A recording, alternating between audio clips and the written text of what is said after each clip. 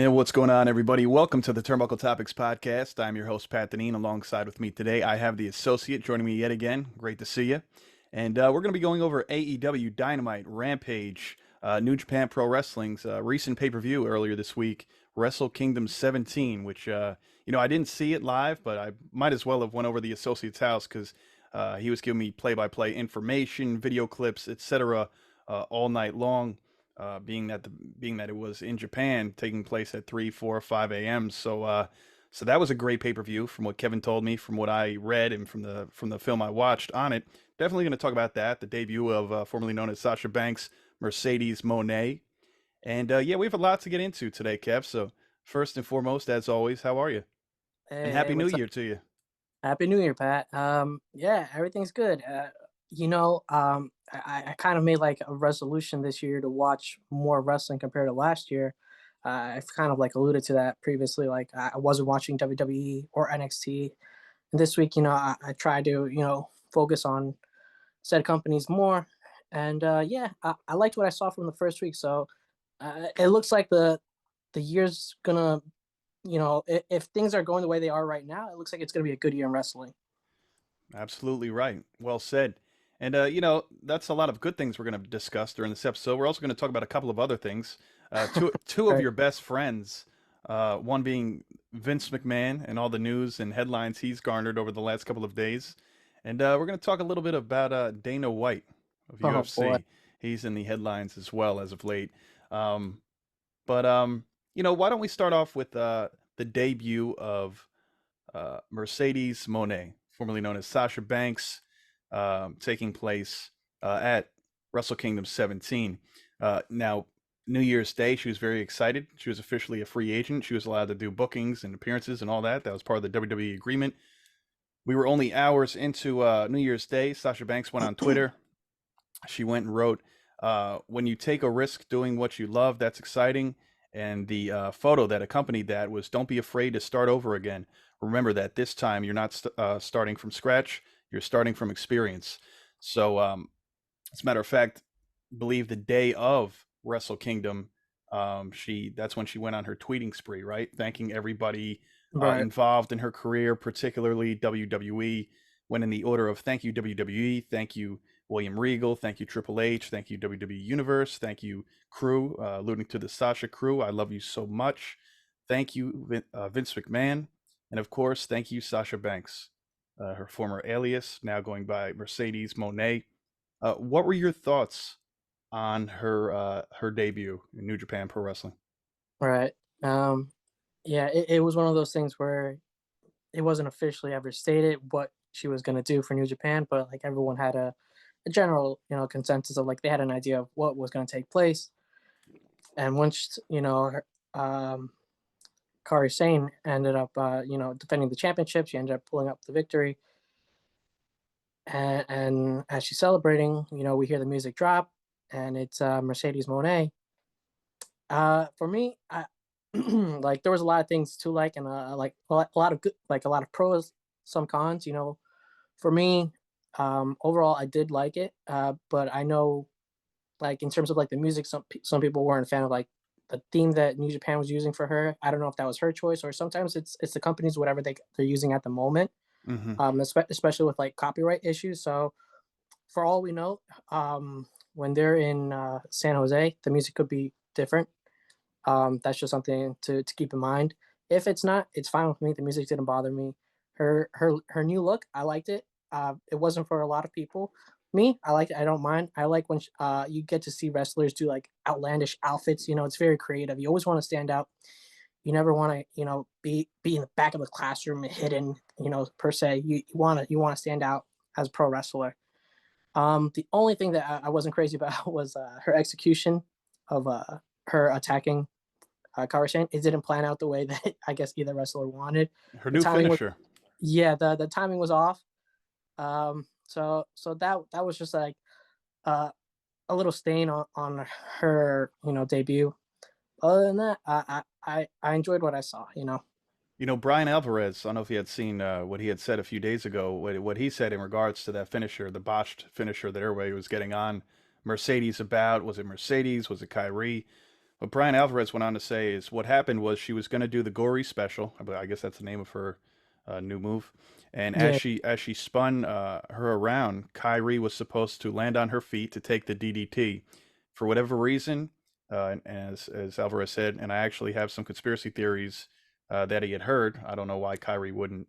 Aside, I personally disregard that, but whatever. He goes, for whatever reason, Kyrie spun around to her knees, and so there was no head to grab for a DDT, and so Mercedes had to fall on her back, then of course execute the move. But it was not her fault, so I want to make that clear because I'm a fair man, says Brian Alvarez. Do you agree with that? Do you think it was more so of Kyrie's doing? I looking back at it after reading this, I do tend to agree that it really wasn't so much Mercedes as it was Kyrie. I don't think it was intentional at all, right. realistically, but I think it Yeah, just unfortunately didn't work out for the two of them. yeah. I just think it they. I don't want to put like all the blame on either party. I want to put like equal blame on both parties, if that makes any sense. Um, you know, it was Kyrie, like, not selling the move the way she was supposed to in terms of like how she was supposed to land. Hmm. And in terms of the name, I don't think I'm pretty sure that's just like the standard wrestling name for the move. It's not her the name of her finisher, if you know what I mean. The gory Like special, it or whatever it was. Hmm. like that's the name of the move. Like when someone does a spear, it's just called the spear rather than, you know what I Right, mean? right. Or like a suplex. That But, that maneuver is just called the gory special. I'm pretty sure. but Mercedes Um, hasn't put her own twist on it just yet, right. as we Yeah. know. Okay. I'm sure she will end up putting a nice ring to it. But I don't know if this plays into anything. I also noted that it like if you note in the video that she's in her wrestling gear, but she was also wearing like heels. So I don't know if that had to do with anything, like if she was unstable when doing the gory special, because I think she posted. I don't know if it was her or New Japan. I'm gonna say it was probably Mercedes, that she was doing some training in New Japan, and she showed when she did it on someone. I don't know who, but she did it on a male I, wrestler, I and heard it it was was Kalisto. I heard it was Kalisto. yeah, and Yeah. and it looked perfectly fine, like any Hmm. other gory special that you would see anyone do. And that's why, like, we know that she's capable of doing the move. It's not Yeah, that she, we yeah, have no doubts. yeah, A lot of harsh criticism due to the fact that we haven't seen her in the better part of 7, 8 months. She's no longer in WWE. She's debuting with New Japan. A lot of the people that are solely WWE fans could not wait for something to go wrong for her. So they were right, extra double critical of doubling down on that. So it's like, hey, give her a break, cut her some yeah, slack. Probably this is a lifelong dream of hers. Give her a break. She'll execute it time and time again for weeks to come, and this will all be old news. So right, and I was happy with the debut though for the overall. right, yeah, me as well. The other thing to note, is that I was just reading up on before we hopped on, is that and you'll note this if you kind of just play it back, is that like even throughout the night, like the first half of the night, the New Japan crowd was like pretty silent, but they were super silent during that Mercedes segment, just because like you could say maybe like 90% of the people didn't know who she was. And the reason being is that a lot of the like Japanese fans, they don't watch WWE in general. Hmm. That's just not what they tune into. They focus on the wrestling that's in their country, and that's kind of like a lot of American folks, or whatever country you live in. You're gonna if you're gonna focus on what you watch like in that country, and you might not branch out to other countries and other companies or whatsoever. Right. It's So that hometown bias, I guess you could say, kind of. yeah, Uh, and it was that, and then like the fact that like they're even less familiar with women's wrestling outside of Japan. So like mhm. them being like having very little knowledge of WWE in general, and then little to no knowledge of women's wrestling outside of Japan, it it didn't fare well in that respect for Mercedes. Um, like inside of the arena, obviously, but outside of the arena, like from a global perspective, like it made its impact. Yeah, for sure. And a lot of people were very critical about the crowd noise too, not knowing that's like you said, even though if a lot of the crowd was not familiar with who she was in general, just as far as like, oh, the golf claps and all that, they're not going to be a raucous crowd. That's not the kind Right. of crowd that New Japan brings in. And isn't it been extra tight and strict since the COVID rules? This was the Right. first event where they had like were they at Cheering. 100% capacity, or was it only like 50 or 75? Was it pretty I'm much? I, I'm not 100% sure about the capacity rate or like Mhm. percentage, but I know this was one of the first times that they were allowed to actually, clap and cheer, actually voice their opinions, maybe boo, cheer, whomever. Did you even Because hear that though from watching the show live? Did you hear a lot of like boos, it, oohs and it ahs? wasn't until maybe the last 4 or 5 matches where you heard the crowd wake up. Hmm. Prior to that, they were just very, very quiet. As you were saying, like kind of like clapping, little claps here and there, Right. showing their respects for whomever in the ring. But the vast majority of that crowd, like throughout the night, was very quiet. Okay. Well, hey, Yeah, look, yeah, the boss Sasha Banks is now the CEO, Mercedes Monet. Nice play on words with that. And we'll see right. how this goes. Dating back to a little bit of history with Kairi Sane and Sasha Banks, of course. 2020 in the Thunderdome. You got to remember the Kabuki Warriors, Asuka and Kairi Sane, were Yeah, the tag team champions, going up against the Boston Hug Connection, Bailey and Sasha Banks. They defeated the Kabuki Warriors, taking those tag titles off of them. That's when Bailey was also the SmackDown Women's Champion for a short bit. Sasha was also the Raw Women's Champion. They held all the gold in the women's division, holding down the Thunderdome era for quite a bit. And right. now here we have it. Coming up February 18th in San Jose, California, Kyrie will put her IWGP Women's Championship on the line against Mercedes Monet, which is really cool. So at Battle in the Valley, it's called, right? That's the Yes. event. So that's going to be a lot of fun. Did they announce? I'm sure they have any other major matches that will be taking place at Battle in the Valley outside of that? It's funny that you asked that because I'm sure they might have made a match or two, but I don't know them off the top of my mind, unfortunately. Okay, no sweat. I hadn't heard anything either, but I thought it was worth asking.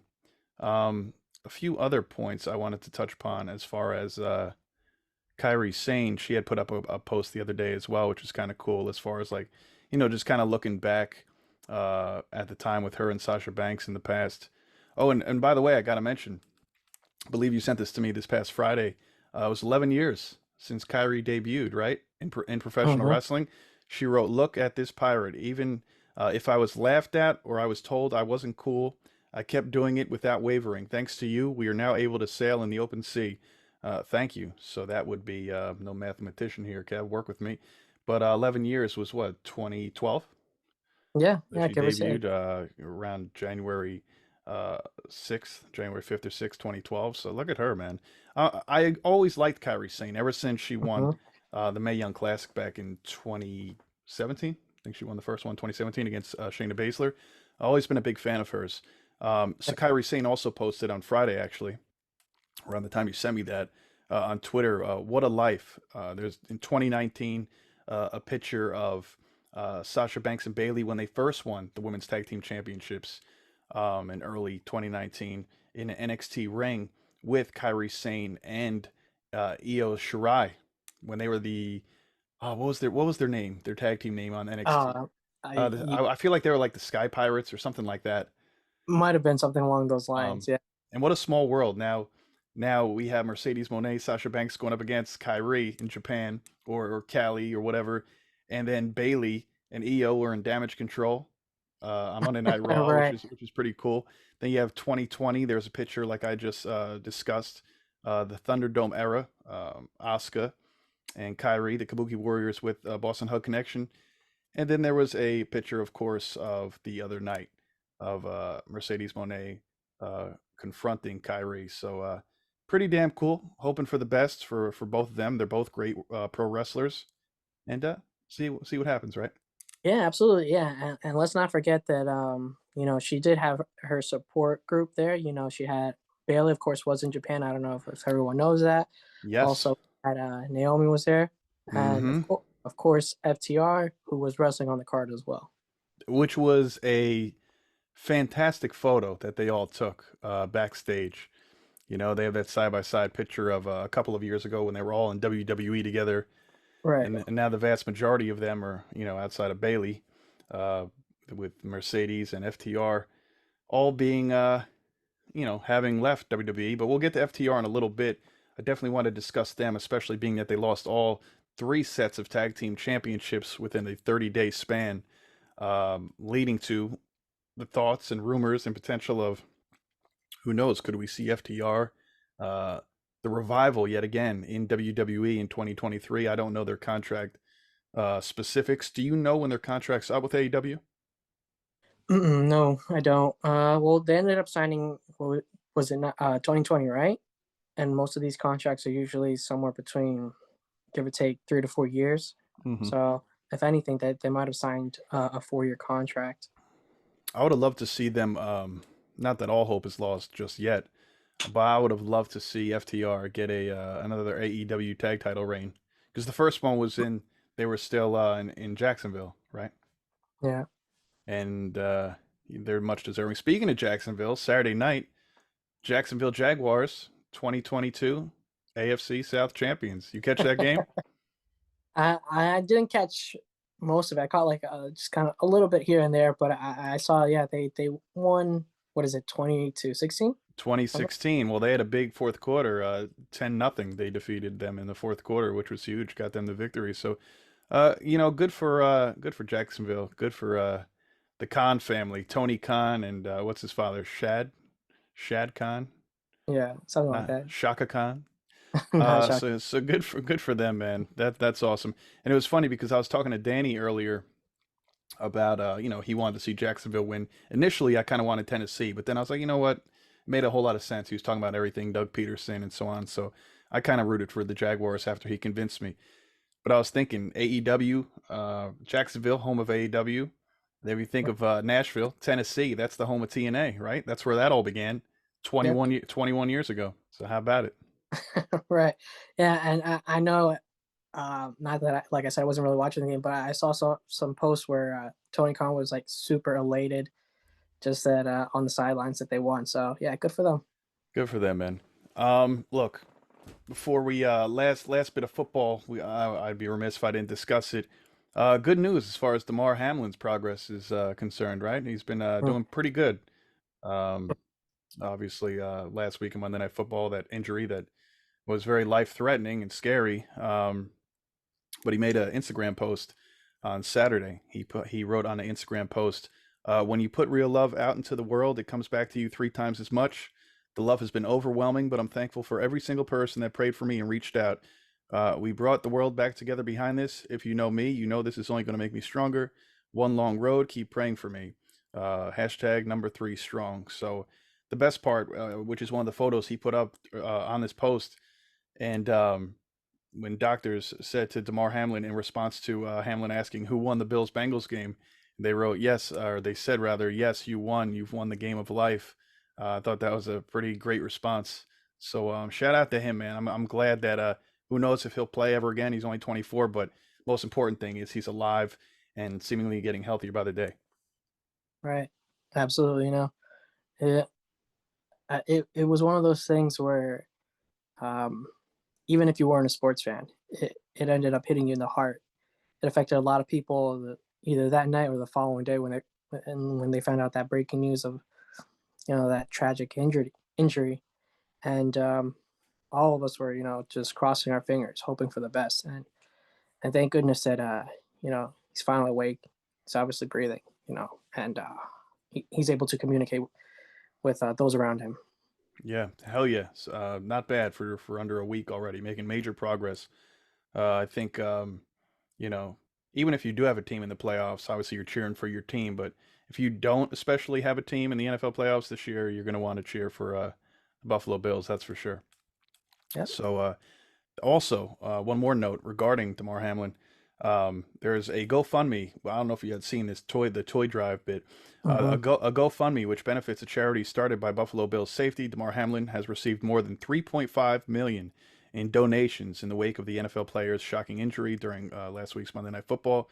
Hamlin, 24, started the toy drive while he was in college at the University of Pittsburgh to support his mother, Nina's daycare in Pennsylvania, according to the Washington Post. I believe 10 grand even came from pro wrestler Chris Jericho. So Yeah, That's just beautiful. You like to hear stuff like that, really, honestly, uplifting. yeah, absolutely. If you are fortunate enough, if you are able to, absolutely, it's worth the cause. I would say please donate. If you have the resources to.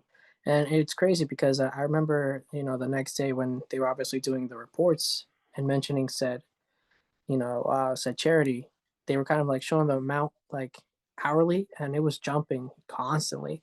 So it was really nice to see, you know, that people were so deeply affected. They felt, I don't want to say like they felt his family's pain, but like, they were really, it was like a heart to heart connection with a lot of, you know, fellow human beings. So it was really nice to see that. And it was a great way for a lot of people to rally around him, other than saying thoughts and prayers. And even though they're actually doing it, that's great. Putting up posts, hashtags, it's phenomenal.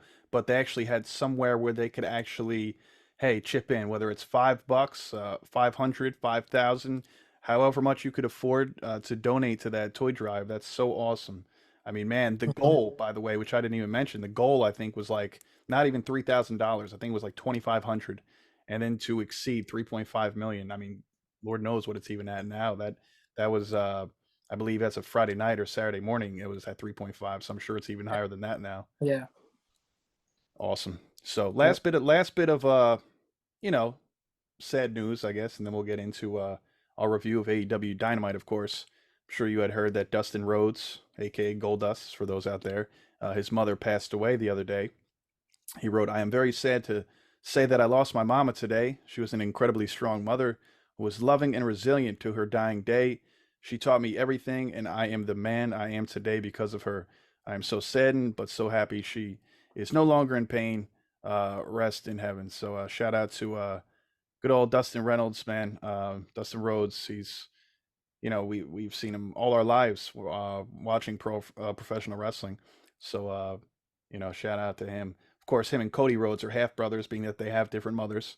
Obviously, Hmm. both are Dusty Rhodes, the American Dream. Amazing father to have. Big shoes to fill. But yeah, shout out to him, man. That's very unfortunate news. Yeah. Uh, as you were saying, it's one of those things where um, no words can really express, what it is to lose a loved one like that, especially Yeah, a parent. parent, no less. Our heart goes out to him, during this absolutely difficult time for him and his family. Just wish him the best, and hopefully we'll be able to see or hear from him, uh, not very soon, but maybe sometime in the next month or so. If this is his last year, like he said, like we spoke about last episode, I believe that if this is his last year, he's going to wrestle. Get him out there as much as possible. Put him in tag team matches, singles bouts, six-man tags. Heck, throw him in a gauntlet match. Throw him in last though. Don't put him in first. Give the man a chance. But yeah, shout out to him, man. He's Yeah, definitely. I mean, 36 years old. He's impacted my life greatly. Like I said, WCW, WWF, and of course now AEW. Awesome, awesome. So, right. um, And he's been someone like in the wrestling community who's always been like one of the mentors or the trainers for a lot of the younger talent. sure. Always looking out for them, giving them advice, because he's been through a lot of ups and downs through his career, especially when it comes to different gimmicks and stuff. So, Yeah. he, um, I wish him the best, obviously, and hopefully, if he does retire, this year Hmm. or whenever, hopefully he could still stick around in the wrestling community. I'm Um, sure he will. yeah, I'm sure he will. that way we can show our appreciation to him. He's going to help the future, that's for sure. I mean, we see it at minimum with the women's division, AEW, with the likes of helping out Thunder Rosa, Red Velvet, Jade Cargill, to name a few that are always thanking him on social media for all that he's done with them. So, and I'm sure there's countless other men and women as well. Hmm. So let's get into a little bit of AEW Dynamite. Let's skim through this as quick as possible because we do have a few other topics to touch upon outside of Dynamite and Rampage. It took place this week in Seattle, Washington. That's the home of, well, at least I don't know if Seattle specifically is the home of Darby Allin and Brian Danielson. I believe Tacoma is where Darby's from. Does that ring a bell? Tacoma, Uh, Washington. I don't remember for sure. Let's not be I know particular. that I was gonna say I know it's not for Brian Danielson. Okay, It's Seattle is where Brian Danielson's from, right? no, Or it's no, somewhere he's from a close different by. area of Yeah, Washington. he's from a different area, All but right, they're both from Washington, right? yeah, yeah, All right, the let's not Washington get area. crazy. Well, all right, we know they're both from Washington, that's for sure. Not Yeah, quite sure what city. Anyway, new year, all new look. This is the new era that has officially begun in AEW. They got rid of the baby face and the heel tunnels. Um, they have a big Titantron, I guess you could say, or a big Tron with a yeah. couple other smaller screens. I kind of like it. It's different. I will say I do miss the tunnels a little bit. It is weird not seeing that on AEW. It's such a thing we got used to for the last 3 years. But nonetheless, I do like the different look. And it seems like every week they're going to change up the color scheme, which I do like because I saw this past week they had the red and blue. And now that they're going to be in Los Angeles at the Forum this week, now it's purple and gold.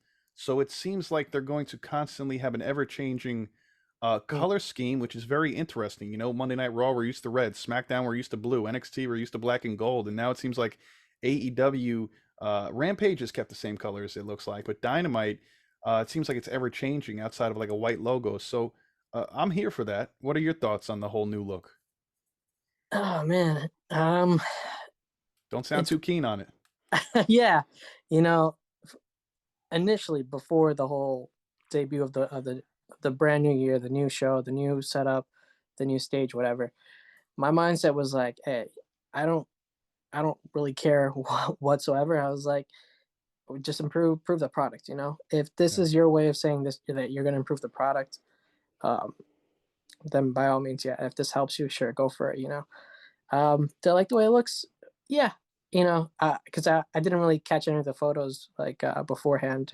Before Dynamite aired or anything, so I got to see it. Like that was my first reaction. I was like, all right, not a bad looking stage. I didn't even note the whole like color thing. The color scheme going to be changing based on location, so that should be interesting to see Yeah.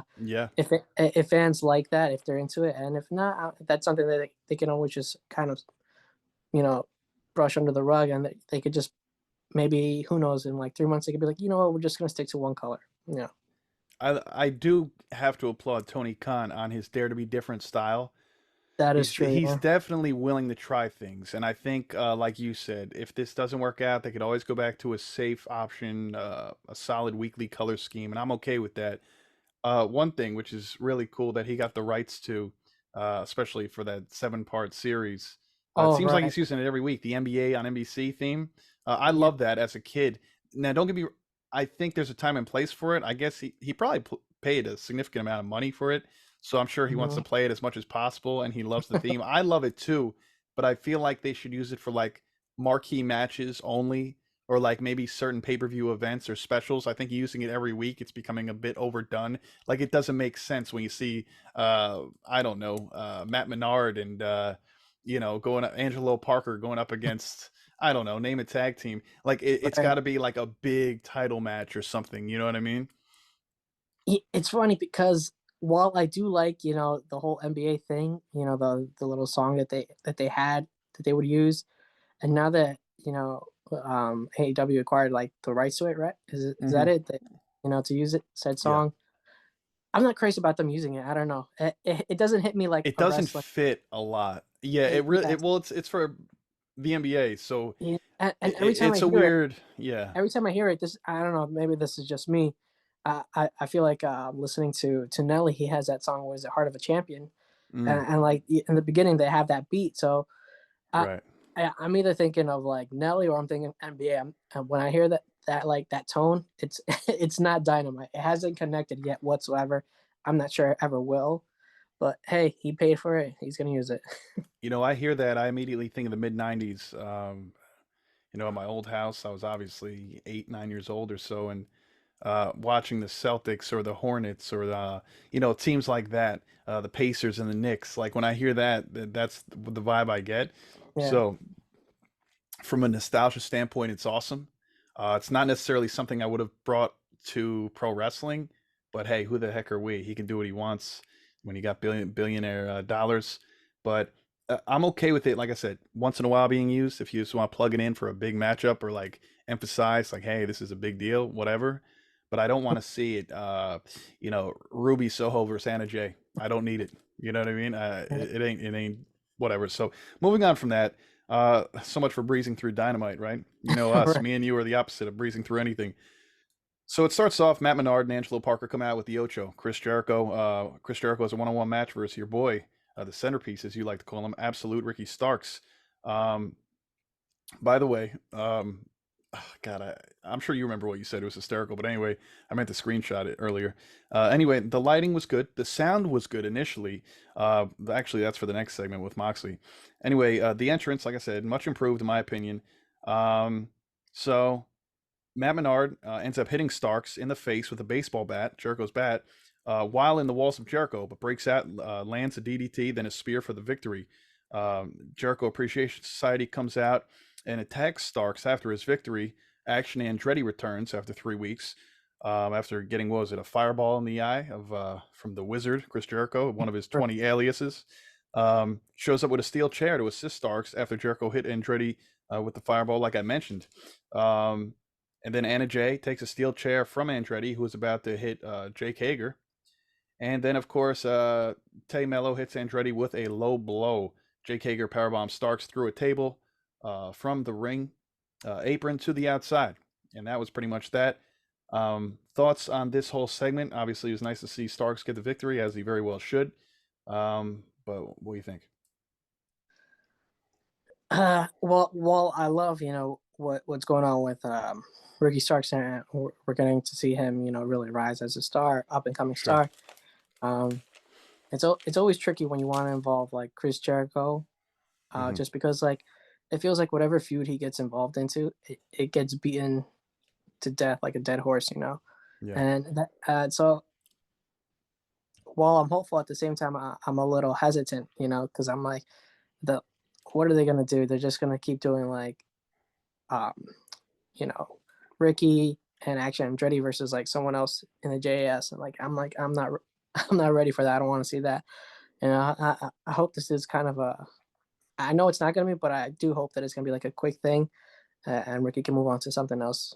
One tag team match I would like to see between the JAS and Andretti and Starks is them two go up against Daniel Garcia and Sammy Guevara. That'd be a fun one. Right, That'd be a fun one. I like how they're from time the to other time teasing. one of the other pillars. Yeah, right.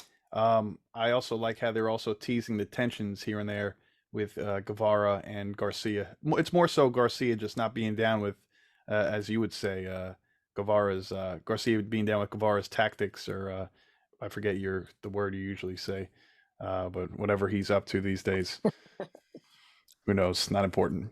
Anyway, Tony Schiavone brings out Hangman Adam Page. Still not medically cleared to compete. Then he goes and says to John Moxley, "However, I will knock your dick in the dirt." Mhm. I don't think I've ever heard that one, but have you? From what I've read, it's apparently something that's commonly said as an insult in the South, I'm assuming. And I And we're was not like, from the South, we are not from the South, so we can't. I so cannot confirm. But hey, if that's yeah, what you never gotta heard say it. down there, by all means. Yeah, Hey, I guess look, that's their way of saying, I'm gonna kick your. kick your ass. Yeah. All right, so be it. So that's what he says he's gonna do. Mox music hits. Taz is great on commentary. He gets better and better by the week. Taz goes, "Well, there's no dirt here, but here comes Mox." So that was funny. Mox goes and talks his talk. Crowd chants, "We can't hear you." Oh, Microphone trouble. This is when Kevin sent me something funny. Um, what did you say again? You said New Year, and then new problems or something like that. yeah, Is new year, that new problems because we always like to point out the shortcomings or the flaws within AEW that we personally see, and this being a brand new year, new stage, it's looking up, it's gearing up to be a great show, and yeah, second the mic segment. decides to crap out, and it's just like, of course, something would happen on, And of all on people, Moxley. Moxley has as we all know, quite the temper. He was getting pissed, yeah. rightfully So so.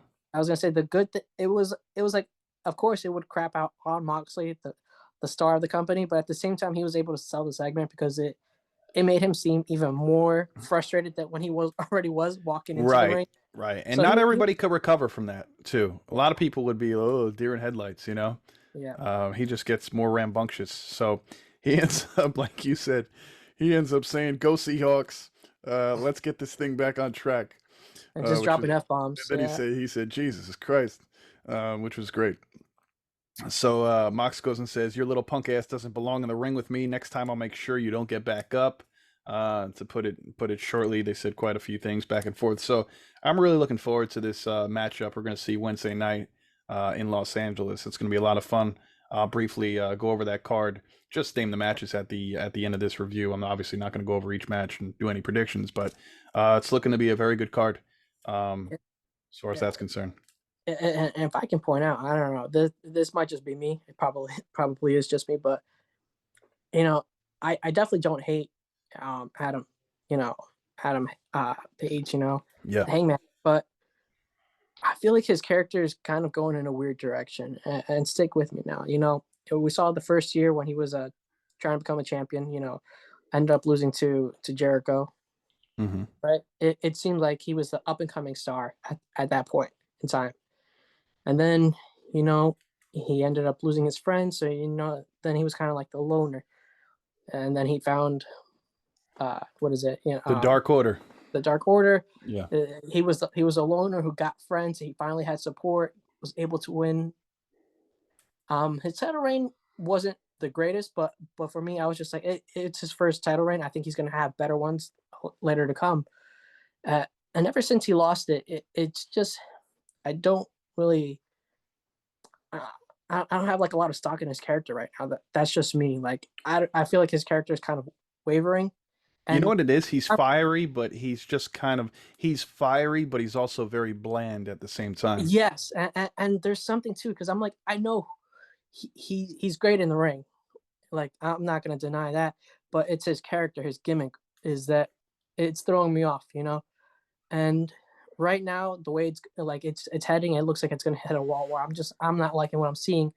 But I do hope that he finally gets you know his character like on the right path where he wants to like take the whole Hangman character. And it also leaves a lot of people confused. Not every matchup rivalry needs to be babyface heel, but I also think it makes a lot of people wonder in this feud between him and Moxley, who's the babyface, who's the heel. You could have the argument for either one on either side, right?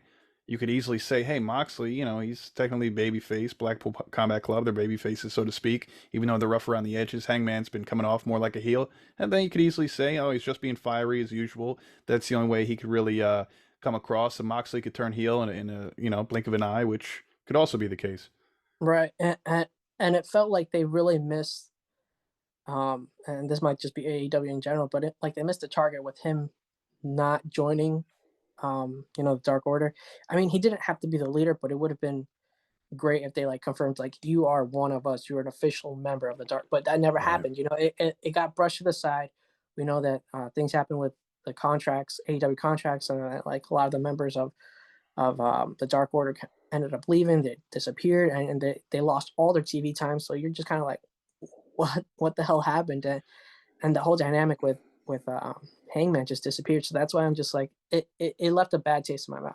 I mean, realistically, outside of three members, all you have is Evil Uno, Alex Reynolds, and John Silver, right? Preston Vance is now with um, what's his face, Roosh, Mm-hmm. right? Stu Grayson has said to have re-signed, but I don't think he's emerged unless he's been on Dark or Dark Elevation. Yeah, Obviously, Alan Angels is in and I don't Impact tune into Wrestling. those right now. So Yeah, number five, Alan Angels is with Violent by Design and Impact. So yeah, man, I don't and know then what's going on with Anna them. Jay just like And Ann going Jay's to with Jericho Appreciation Society, right? Thank you. I was thinking of who else yeah.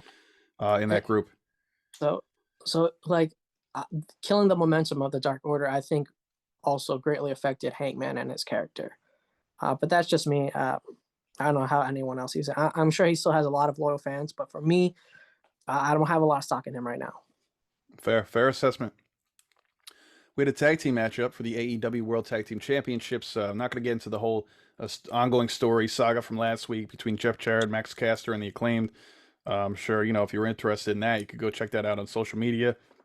By now, it's kind of died down a bit. I'm sure, there's some animosity, whether it's just on screen or whatever, with all the tweets from the raps last week. But anyway, we had a great tag team matchup. Jay Lethal and Jeff Jarrett with Sanjay Dutt and Satnam Singh, of course, going up against the Acclaimed with Billy Gunn, aka Daddy Ass. Scissor me, Daddy Ass.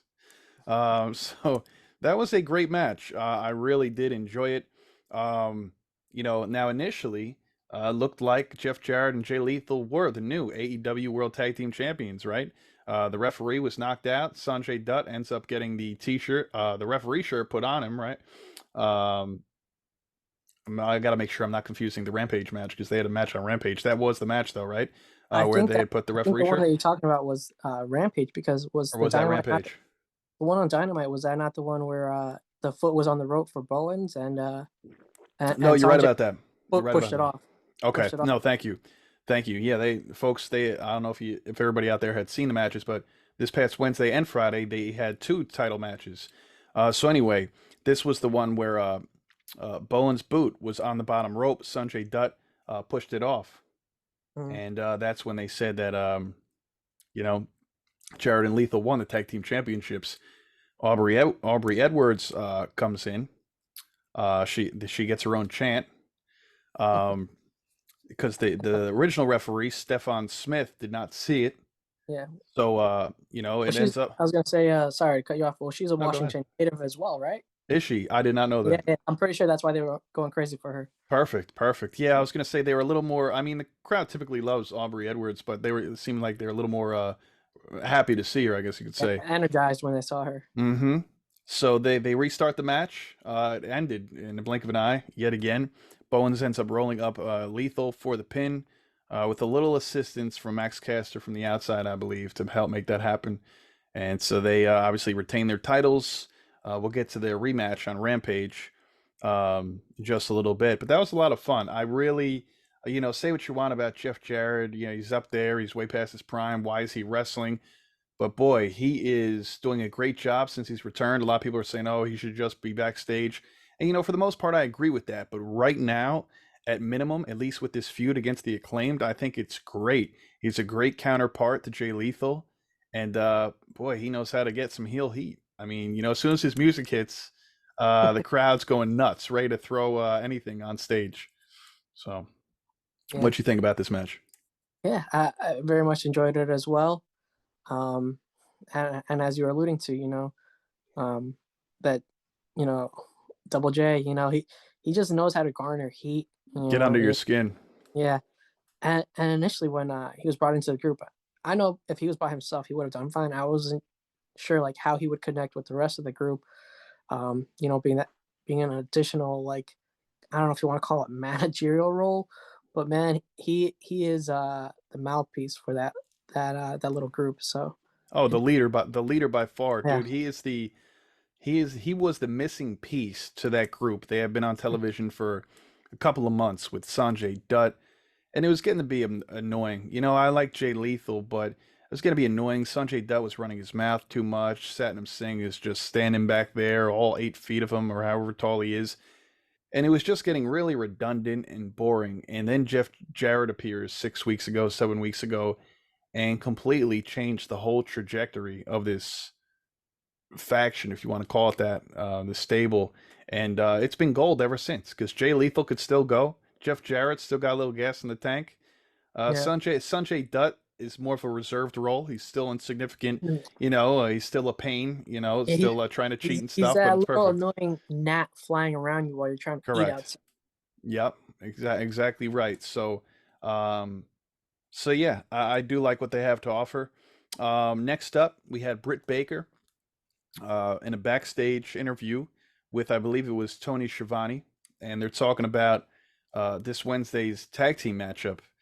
Jamie Hayter and Britt Baker going up against Mm. Saraya and a mystery partner who we found out on a little bit was to be Tony Storm, which we're also going to get more in depth on that. She goes on to say, "We will see." or how did she word it? You know, she said, "I am the boss," right? When she was going back and forth, talking about Jamie Hayter's this and I'm that, and Britt Baker referred to herself as the boss. Now, obviously, a lot of people jumped to the conclusion, "Oh my God, she said I'm the boss." Sasha Banks was the boss in WWE. Is that a subliminal message? But then we find out later on that, um, and I'm going to go over that segment. But long story short, Tony Storm is the alleged tag team partner for that match. So, um, while we're on the subject, I guess we might as well merge it. We don't have to necessarily go chronologically here. Do you think, being that Saraya picked Tony Storm off over Hikaru Shida while they were both next to her, do you see Hikaru Shida turning heel for one, uh, taking out Tony Storm or Saraya? I don't think she would take out Saraya, but probably Tony Storm, leaving that position open for a Mercedes Monet to walk down that ramp to end up being Saraya's tag team partner. Did they need to do this because so many people were just anticipating her, and this way the crowd is going to go wild when they say, "Oh my God, she really is here." And now it's not just a foregone conclusion or an expectation that she shows up on Dynamite Wednesday. What are your thoughts? Yeah, for me, a lot of people were alluding to, and it kind of does really seem like the most logical plan of like of Sheeta attacking Tony Storm, Mm-hmm. maybe those two getting into a feud, leaving that open spot once again for a mystery partner, and we see Mercedes Monet make her AEW debut, whether it be a permanent or just a part time thing Mm-hmm. role. Yeah, that's kind of like the most likely scenario that I can see. Or just the same thing, but just scratching out, involving Mercedes, where maybe the match happens, and then at some point, uh, Sheeta comes out and costs them the match, causing a feud between, I don't know if she wants to either attack Saraya, Saraya yeah.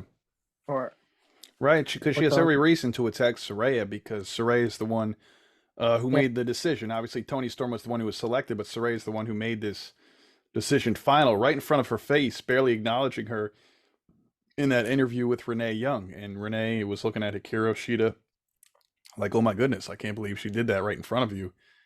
So that's a likely scenario too. We shall see. But right. you're banking on Mercedes. I would put more stock into that happening compared to the latter, what I said. So next up, we have Brian Danielson going on one with Tony Nese.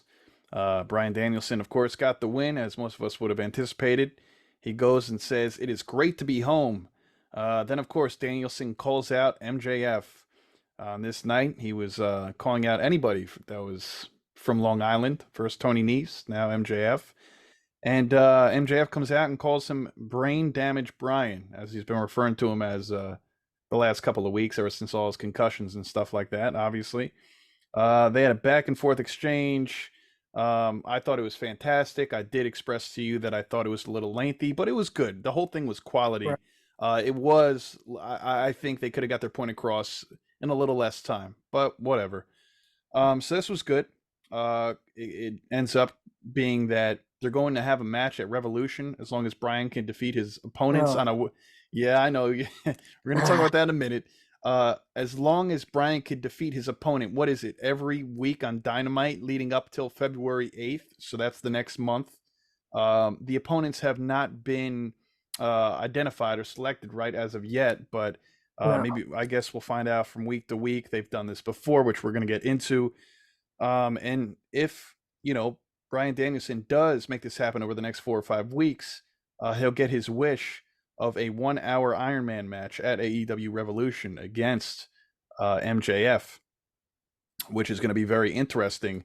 He goes, "What are you scared, Maxi Pad?" He calls MJF, obviously Maxwell Jacob Friedman. Um, and so, yeah, like we said, yeah. And then, by the way, he goes and tells MJF, "I'm going to expose you for the fraud that you are. You're not good enough. Your cardio, your footwork, etc. So that's why you're not out here every single week." Long story short, we've seen these scenarios with Cody Rhodes. We've seen this with Chris Jericho for certain. I'm not sure how if they did that with CM Punk as well. even Wardlow maybe. But we've seen Yep. so many similar scenarios where they had to go through this gauntlet of matches week after week after week to get an opportunity finally at MJF. So they're going with their old scheme here. I know your thoughts, so just feel free to elaborate. Yeah. So I remember texting you as soon as like the segment was kind of just, you know, taking place, and we could see like what was, unfolding in front of our eyes, where we knew that this was going to lead up to one of those god awful weekly, if you want to call it like a gauntlet match, because it's not a traditional gauntlet match, but but it's putting said opponent through the ringer of like, hey, if you want to face me, you're gonna have to beat Earn these it. five. You're gonna have to, yeah, Yeah. you're gonna have to earn it by beating these five other guys. Mm-hmm. And the thing that I told you for me is that I find it to be very much lazy writing. Um, it's lazy writing because this has already happened multiple times before with the same character. It's one thing if we saw different champions do it throughout different years, but you have, the champion of the company, MJF, who has repeatedly done it, as you already listed the opponents that he sent it to. Mm-hmm. And it feels like he's done it. I don't know if it's been consistently for the last 3 years, but it feels like he's done it for the last 3 years. And it, it you know, he's like wearing all the tread on the tires, just running that little gimmick of these weekly gauntlet matches, and it's just tiring. It's just, to me, it's like I said, lazy and bad writing. I think that MJF, if he wants to pitch something to creative, should do something else. As for what, I can't say specifically. I'm not I'm not involved in the wrestling industry, but come up with something creative. Like, I don't know. For me, it put a bad taste in my mouth, where I was just like, come on, dude, like you can think of something better than that. Like, you being as creative as you are, where he loves to use the microphone. He bring up like I don't know, some other type of match that we haven't seen in years, um, and I don't know what other promotion, but I thought MJF could have done better. Well, they certainly need to come up with a whole new concept. Like you said, you can't blame MJF solely. Hopefully, he could maybe come up with some ideas and throw them Creative's way or Tony Khan's way, but it's just getting very old and played out. How they're going to go about it. We know that Daniel Bryan or Bryan Danielson rather. Daniel Bryan has been through similar scenarios in WWE Right. where on the very night he won the Undisputed Championships, having to get through Triple H earlier in the night at WrestleMania 30 to go on against Randy Orton and Dave Batista and defeat them. But yet again, we know Bryan Danielson's going to get it done over the next few weeks. Going to lead to what I think will be a great match at Revolution. We saw, well, this is one guy that is from Tacoma, Washington. I knew I wasn't crazy bringing that up earlier on. Swerve Strickland. A lot of Man, a lot of a lot of yeah, Washington natives, and you know what, I do appreciate the fact that I mean, Swerve would have been booked regardless, but I'm glad that they booked all the hometown guys and gals. He's pretty much known for doing that, so that's cool. So we saw Swerve Strickland versus AR Fox. Swerve Strickland, of course, had his goons with him, the Mogul affiliates. We have Parker Boudreaux and the unnamed guy, as Taz called him. He says, again, Taz is hysterical. He goes, and he's with the Painted Man Jones or Freak City. And then there's Parker Boudreaux. I wonder when we're actually going to get to know his name, the other guy, but who knows. Now, they referenced that these two, Swerve Strickland and AR Fox, had a feud in Lucha Underground. I know we were discussing a little bit of history on AR Fox through text message that night. But this match was fantastic. We knew it would deliver. They got a "This is awesome" chant, deservedly so. Of course, Swerve Strickland came out with the victory. I forget. I believe it wasn't a clean victory, right? I'm sure he cheated. That's just gonna be the way it is. He's a down and dirty heel now. And mm, I know you enjoyed this match. Anything you care to elaborate on before we go to the next bit? yeah, because I don't know if it was our last episode or one prior to that, but you had asked me, who was someone who was like kind of the breakout, rising star or whatever, in terms of Yeah, like who Swerve. who left the best impression, on me in 2022, and my answer was Swerve.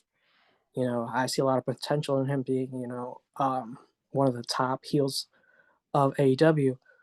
The tricky thing is that like his faction, his little group is it's weird because like they're both, I guess, like rookie. They're very green. You know, Hmm. they just got into the wrestling business, They're so limited. yeah, so they're very limited. Uh, are they imposing figures?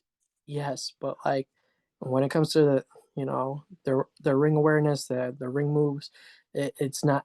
They're not selling me on a lot. I feel like I'm looking at a less than half done product. So that's the only issue that I see. Is the whole mogul group. Taking them as serious as they're supposed to be. I'm not sold on them yet. The only person I'm sold on is obviously Swerve. That's it. I get what you're saying by that, and to be completely honest with you, and I don't care the fact that the two guys that Swerve's with are white guys, right? It's more Oh, that so they're doesn't. just Yeah, doesn't very even green. matter. But what I'm about to say here is, um, they both just happen to be black, but I would have loved to see a Lee Moriarty and a who's the other guy with the factory? Is it Lee Lee Johnson? Johnson. Yeah. I would have liked to see those two because they are both much better and ready and prepared than the two guys that he's with, Parker and the other unnamed fella. Right. And I think they would have also just been a great fit for mogul affiliates because they're I. both floundering with said factions right now, the firm and the Mhm. factory. And I Right. think with mogul affiliates, it just would have kind of made sense. And I get why they steered away from it initially. Maybe they said, oh, we don't want to put another black faction together with Swerve because they were together with Hit Row in WWE, right? So Mhm. maybe they said, oh, we're not necessarily trying to emulate that, so we'll give them two muscle guys that just so happen to be white on AEW television. But Yeah. I think that doesn't matter. It doesn't matter what race, color, creed, whatever. I think this just would have been a good fit to put around him, and I think it would have been very beneficial um, for gee, are both of their names Lee? I just thought of that. Lee Moriarty and Lee Lee Johnson. Johnson. Yeah. Yeah. I just caught that. Look at that. Yeah. So I think they would have been a great fit to be around Swerve, realistically, for both of their careers in AEW. Yeah. And I agree that that's something that could have worked as well. But as we know, that the company decided to go a different direction. Um, I, I I hope something good becomes of this group. If not, maybe you can keep the group of the mogul, Swerve, and then maybe he decides to hire quote unquote new goons as his backup. Um, yeah, well, time will tell. But right now, they're not doing the best job possible, Yeah. sadly. No, this much is true. This much is true. So a lot left to be desired with the mogul affiliates Mm-hmm. as it stands right now. We already discussed the whole part with Soraya picking um, Tony Storm to be her partner this week. So, Mm-hmm. Akira Shida was not happy about that. Um, moving forward, we'll see what happens. Now, we got to see FT RIP put up on the screen by the Guns, Colton and Austin Gunn, and Tony Schiavone. They're just a comedy show up there. Tony says, "Oh, I first read that as F Trip," and Taz goes, "F Trip. It's FTRIP." Anyway, since they defeated FTR December 21st, 2022, so they went on and had a brief segment um, talking about FTR. I'm sure they're going to have a match. I don't know if it's scheduled yet in the coming week or two, but they claim they will never work in AEW again. And just like Revival would say, or FTR would say, top guys out. They said top guns out. They have vastly improved over the last few weeks or even month, really, on the mic and just their presence. They've gotten better in the ring, so they really are improving, especially without having their father Billy Gunn by their side. I kind of like Mm-hmm. them being on their own for now. Yeah. I'm sure Billy Gunn will eventually make his way back to them at some point. Um, are you looking forward to the Guns going forward, moving forward in AEW, not just against FTR, but what do you think? Can they really be a threat in the tag team division in 2023? Yeah, absolutely. We we were conversing that whole night. And something that I pointed out to you was that they really caught my attention. Top Gun, whatever they call The themselves. But Guns, yeah, yeah. uh, because if you go back to the whole pandemic era in Jacksonville, anytime you saw them, they were always the hype guys in the crowd, right? But you were like, are these guys ever gonna wrestle? And if you did watch them wrestle, it they were put in good matches. There was always like a squash, it was a few moves and they lost. Boom. Um, and they started to get more attention, once their dad was with them. Once we've kind of made it out of the Jacksonville era, Right. and things were looking a little bit good, but it was kind of like the same thing. They weren't taking the most serious tag team, you know, and it just finally come like if they're finally hitting their stride is what it is. And although they may not have the greatest skills in the ring yet, Hmm. they're still pretty relative young guys, um, that they can improve within the next, like, let's say 1 to 5 years, they can really, really hit their stride at that point. But right now, you know, they're taking advantage of, like, you know, upping their mic skills, playing that villainous role, and and they do a really good job of being heels compared to baby faces. So, my fingers are crossed. I like what I'm seeing from them, and I hope they I don't know if I would say I hope to see them as champions this year, but maybe down the line I in a was few just gonna years. say that. I was gonna say that I think this is the year where they really break out as a tag team Hmm. in Yeah. 2023. But I think the year that they potentially become tag team champions is at some point in 2024. This Yeah. year they really load up their resume as far as beating notables. Obviously, they defeated FTR towards the end of 2022, which is a very notable win. But I think this is really when they show people, like, no, like, consistently we can hang with the best of them, and we will get our opportunity, whether it's this time next year or later on in 2024. I think before year's end 24, they definitely are deserving of some tag gold. Right. And I'll throw this out there, like, it's not for me, it's a little bit reminiscent of, like, watching Road Dogg and their dad Billy Gunn, We're on the uh, same of the wavelength here. Yeah. of them, as, like, the New Age Outlaws and being Mm-hmm. those heels, that Yep. cheating is not beneath them. So I wouldn't mind seeing that, in the upcoming weeks where it looks like maybe they're getting the butts beat, and they're like, you know what, we'll cheat if we have to pull out this victory. I want to see stuff like that. It's so funny you say that because Austin having the great mic presence. I believe Austin's the older son, even though he's the shorter son. Hmm. Austin Gunn, and he's like the road dog of the group. And then, of course, by default, Colton is kind of like the Billy Gunn of the group and of the tag team, rather. So, no, that's a great comparison. A minute ago, without the obviousness of their father being badass Billy Gunn. But regardless, they are more and more as time wears on, giving me the vibes of New Age Outlaws. And they could definitely grow into that kind of a role. They slowly are selling me on not just being like a goofy joke, Billy Gunn's kids. No, they're like really starting to leave their mark Yeah, the future is bright with the Gun Club. for sure. So now look, we have a women's tag team matchup here. A former member of Jade's Baddies, Kiera Hogan and Sky Blue. Uh, Boy, you can imagine I loved everything about this match. Sky Blue and Kiera Hogan versus Jade Cargill, the current TBS champion, and Red Velvet, with Layla Gray ringside.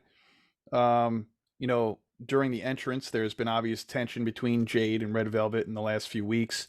Instead of waiting for Jade Cargill to do her whole shtick as Layla Gray has waited, Velvet just walks down the ramp ahead of Cargill and company, like, yeah, whatever, let's keep it moving. So that was very interesting. Pretty good matchup.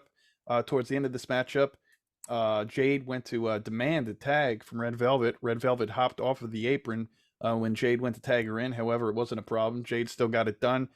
Takes care of Kiera Hogan, and holds on for the win. Technically speaking, even though this wasn't a singles bout, she went to 47-0. Jade Hmm. Cargill. See, I thought they were only keeping this streak for singles victories or title defenses, whatever. I didn't necessarily know this streak was also part of her. I think this is how they're trying to squeak in 50-0 Right. without having her have singles bouts. Maybe, Right. That I that don't caught me know. off guard too, because Yeah, or like I came to that realization where I was like, okay, like her multiple tag matches also count within that. So yeah. it's the first time I Um picked up on that. Yeah, what'd you think of this match, though? I mean, I thought it was pretty good. I'm going to get yeah, to the Rampage match as well in a little bit. Sky Blue has really impressed me lately. yeah, that's what I wanted to discuss more about, was actually that singles match. But in terms of uh, you know, making We'll our get to way that. to 50-0, I am starting to have a little bit of doubts of, like, the prediction that you and me had of, like, who was going to beat her for you know that 50 and one mark, just because of like how things are working out right now, timing wise. Hmm. I'm a little doubtful of that past prediction, Of but who it's it's going to be, or if she'll exceed 50 wins. I think she's going to end up exceeding 50 wins. Okay. All Yeah, right. like I said, because of timing wise and everything. Who do Uh, you see? Obviously, I said at earliest Revolution, which is better part of 2 months away. So obviously, and she got her 48th victory on Friday at Rampage, which we'll talk about in a little bit against Sky Blue. Sky Blue's best match probably to date. Even Chris Jericho yes. said it. Yeah. Um, who do you see at this point in time? Obviously, our opinions are a lot different now, probably than they even were a month and a half, 2 months ago, as we Right. discussed. Do you see Red Velvet taking it off her, or do you think it could be somebody else? No, no, no. My prediction was Saraya. Right, but are you still sticking with that, or do you think Red Velvet's That capable? for me now, it's looking like I don't know.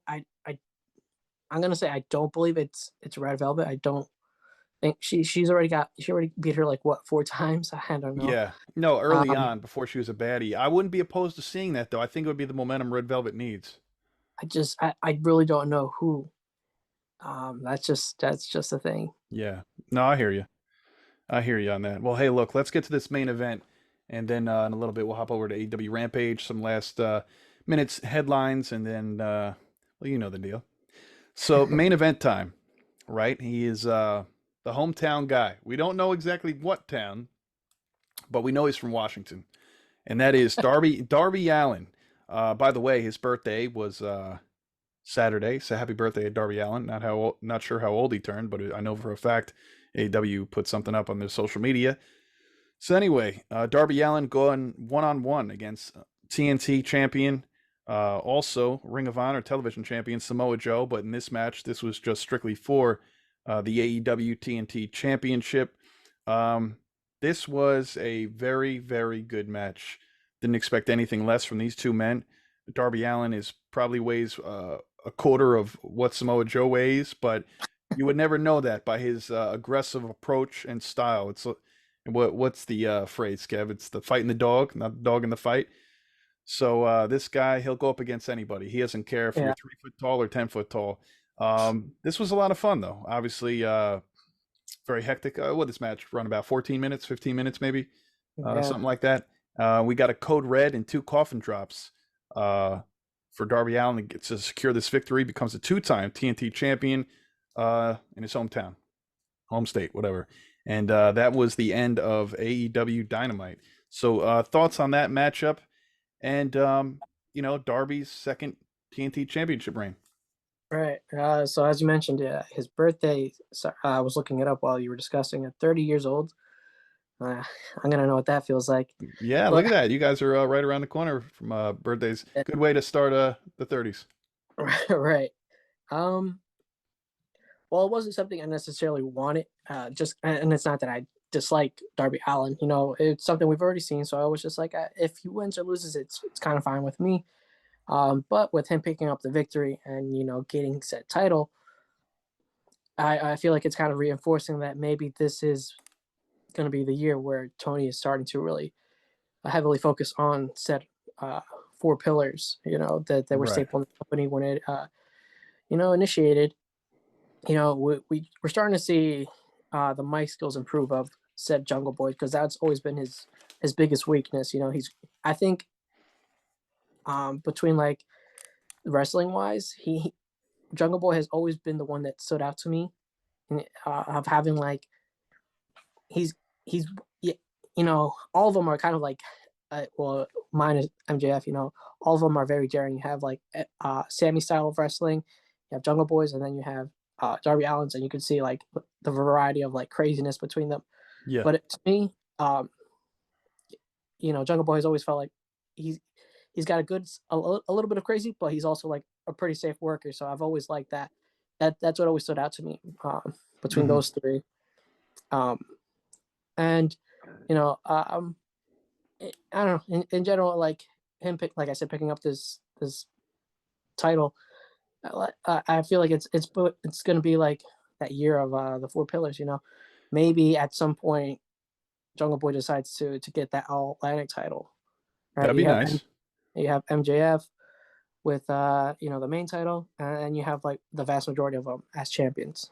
Yeah, sure. It was definitely unexpected him beating Samoa Joe, that's for certain. I thought Joe was gonna have a longer reign, holding both TV titles for Ring of Honor Right. and AEW, but I'm not mad at it. I'm not mad at it at all. And even, I'm gonna get to, obviously, we're gonna review Rampage as well before we get to some last minute notes and news. But I thought Darby Allin's, I've been very critical on Darby Allin's. I think rightfully so. The one thing I thought he's lacked is his mic presence, right? And I Mm. think that especially on Rampage, I think he really ramped it up, pun intended. I think that they do that backstage interview with Mark Henry, right? All right, enough talking. And I'm going to refer to the line exactly later, but he says, "All right, Mark, now go do your tagline." And so, like, you're seeing a little bit more of a personality of Darby Allin. He's still got that dark side and all business, but he also is putting like kind of like a funny twist on his words as well. So I think he's really improving and speaking up on the Mhm. microphone. And I think from a storyline standpoint, that vote of confidence and that little kick in the ass, if you will, from Sting last week, amping him up for this TNT opportunity against Samoa Joe has really got him ready and focused. It's 2023. I just turned 30 years old. This is my second reign as TNT champion. Now it's time to really show people what Right. I'm made of. And he sees a guy much like himself, one of the four pillars. One of them is AEW World Champion now. So he's like, all right, I may not be the champion, but I'm going to show you why this worker's title is so important and why I deserve it. Yeah. It's time for him to stop being, in the lower echelon of said mid card and Yeah, start to be the upper echelon of the mid card, and even maybe the bottom tier of like that main card event spot. Finally correct. trying to like get out of the shadows where he normally is. No, you're right about that. And honestly, especially in 2022, I feel like, Sammy Guevara broke out initially right out the gate, really having great matches with Cody Rhodes and so many other superstars. MJF's Mhm. always been a hot commodity too, and I feel like 2022, Jungle Boy really came into his own. He was AEW World Tag Team Champion with Luchasaurus for quite a while, up until the springtime or whatever. Then the second half of the year, having that feud with Christian Cage, and then of course Luchasaurus getting the upper hand Right. in that battle. So he really broke out in 2022. So it was a great year for Guevara. Again, another TNT Championship run for Guevara. Obviously, World Championship for MJF, and of course, like I said, with Jungle Boy. So the fourth pillar left was Darby Allin. And although he had some great matches in 2022, even alongside Sting in tag matches, he really didn't do anything differently That's significant. that he did in 2020 or 2021. It was kind of run of the mill, like you said, in the shadows, especially of the pillars. But now it's time for him. The ball's in his court, and I think he's going to have a great TNT Championship run. I hope so. Yeah. Yeah, absolutely. And I think he already confirmed that he wants to defend it whenever he can. I don't know if he's going to do weekly challenges, for the belt, which I wouldn't want to see just because sometimes that gets a little bit redundant with any title. Yeah. Um, but hey, if you can defend it every 2 weeks, every month, absolutely, yeah, Yeah, I would say every 2 weeks is fair, and yeah, yeah, bounce between Dynamite and Rampage. So you're yeah. doing it every 2 weeks. You get Dynamite 1 week, and then 2 weeks from now, Rampage gives you that little separation too. And it's not an expectation which show will we see him on, because yeah, every week's a bit much, Hmm. especially when you got so much, as we've spoke about many a time. You have so much talent to showcase. You only have 2 hours on Dynamite, 1 hour on Rampage. So, I mean, with the exception of Battle of the Belts, where they did have a 2 hour time slot this past Friday, 4 hours of weekly programming, you're only going to get that once a quarter. Right, right, absolutely, yeah. And this week, like I said, getting my foot back in the door for for WWE, it was a lot of wrestling, man. It was a lot of wrestling. So it was definitely a very busy start to the first week of 2023. It was a good problem, if you will, but nonetheless, it was a lot in and out of the ring to catch up on. And we're going to catch people up on as much as we can as far as AEW is concerned. A few WWE and New Japan notes, of course, but, we're going to keep it mostly to that because WWE is for another day. I promise you that. All right, associates. So before we hop into our brief review, and people, I do mean brief review because, well, actually, I'm lying because I was going to say AEW Rampage is only 1 hour, opposed to Dynamite being two, but that's right. Battle of the Belts immediately followed that, so we do have 2 hours of coverage.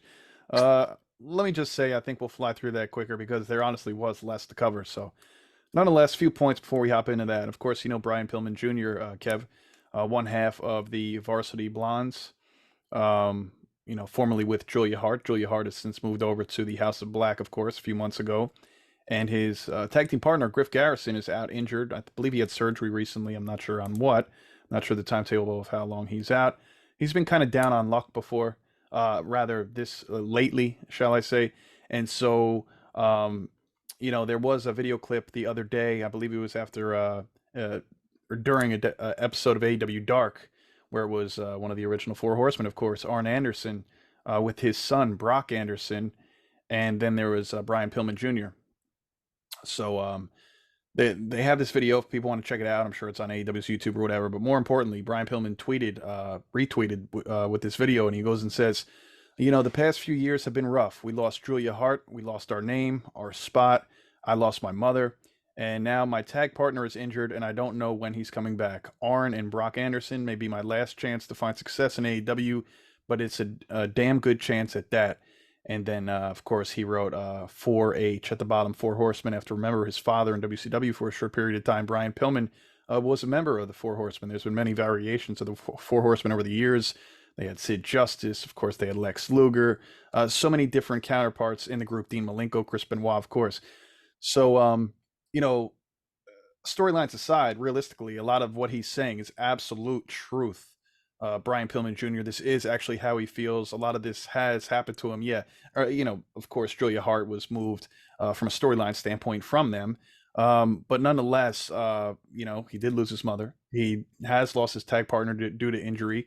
And so he's kind of been all over the place. He had a very brief, relevant moment when he went against MJF about a little over a year ago in his hometown of Cincinnati in a singles capacity. But outside of that, he's pretty much floundered. A lot of it isn't no fault of his own. What do you think is the answer for Brian Pillman Jr.? Do you think there's any winning ways in his future in AEW, singles or tag team, or do you think he's just going to flounder on these YouTube shows? And in terms of like an actual solution for him, I don't have one in mind, and it feels to me like he will end up floundering, just like being on the lower echelon of just that low tier of being always like on on those matches that no one really either views as seriously or they just don't care about Mm-hmm. whatsoever. Um, and don't get me wrong, is that I actually like his look, right? Right. But beyond his look, I don't really know how to put much stock in him. I can't say that he has the greatest mic skills. His ring skills are okay, but it was never something that was kind of breathtaking or kind of like stood out. So it's one of those things where he's got to maybe come up with a new gimmick.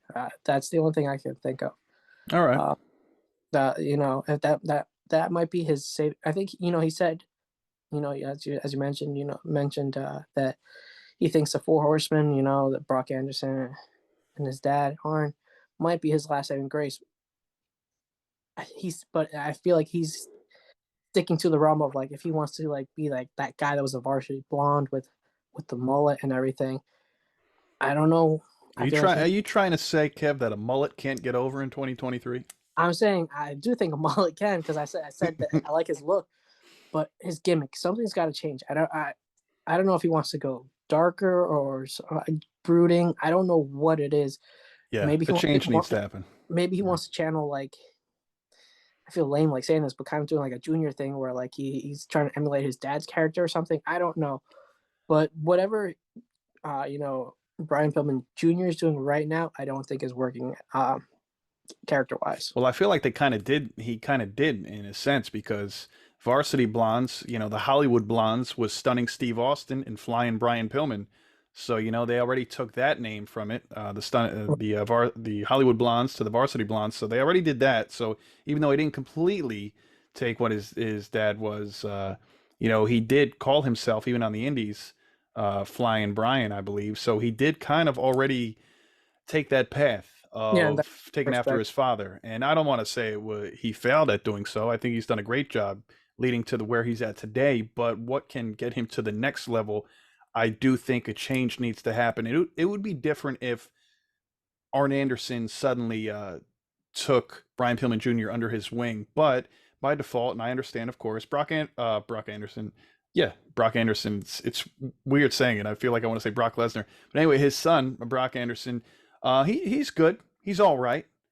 Yeah. But by default, obviously, they're going to become a tag team. Because obviously he's not going to abandon his son. That is, unless you're Billy Gunn, but that wasn't his fault. They turned on him. Um, but yeah, it would be different if he brought Brian Pillman Jr. in a singles capacity and said, "Hey, I'm going to be your manager," much like he managed Cody Rhodes, right? But he's just going to kind of oversee them from a tag team standpoint. I don't necessarily think that's the answer either. I think with that setup, that is set up to fail, or just set up to Mm. remain stagnant. I guess you could say on Dark Elevation and Dark YouTube. So Yeah. I don't know, man. I'd have to agree with I, you there. I don't I, really see this helping him. and obviously he's not going to listen to me, but maybe the best advice that I could offer him is that maybe he should try something that's out of his comfort zone, out of his realm. Hmm. And the best example I could give to you is that Seth Rollins. Seth Rollins, his whole new character and gimmick that he started to kind of like forge during the pandemic, in 2020. Yeah. And he's kind of perfected now is that Yeah, like, yeah, big time. where he's like, very flamboyant. In real life, he hates attention. He's the furthest thing from flamboyant, Hmm. He- but when it comes to like wrestling, he flips the switch and he's all show now. Maybe Brian can, try going like in that direction of not necessarily being flamboyant, but just doing something that he's not used to doing, and that might help him find a new character. One thing leading to the next, since you brought it up, Will Ospreay on Seth Rollins goes and says, "I think it'd be an interesting showcase to have us both in the ring one day." Is that a match you'd like to see? I mean, I think it's obvious. I know the answer to that, but I mean, do you have anything to add to that of one day seeing? We're not sure where it would happen. I'm assuming possibly in a WWE ring, unless there was some Forbidden Door type of deal with New Japan and WWE. Would you like to see Ospreay and Rollins? Absolutely, yeah. Can they top what Osprey and Omega did I, this past well, week at Wrestle Kingdom 17? there's a lot that I want to talk about that in general, but I don't know. I feel like we're kind of jumping the gun if we go into it. Omega and Osprey? Omega Osprey, and Rollins. Well, let's do this because I want to get hung up on it too much, but give me a quick blurb on what you think.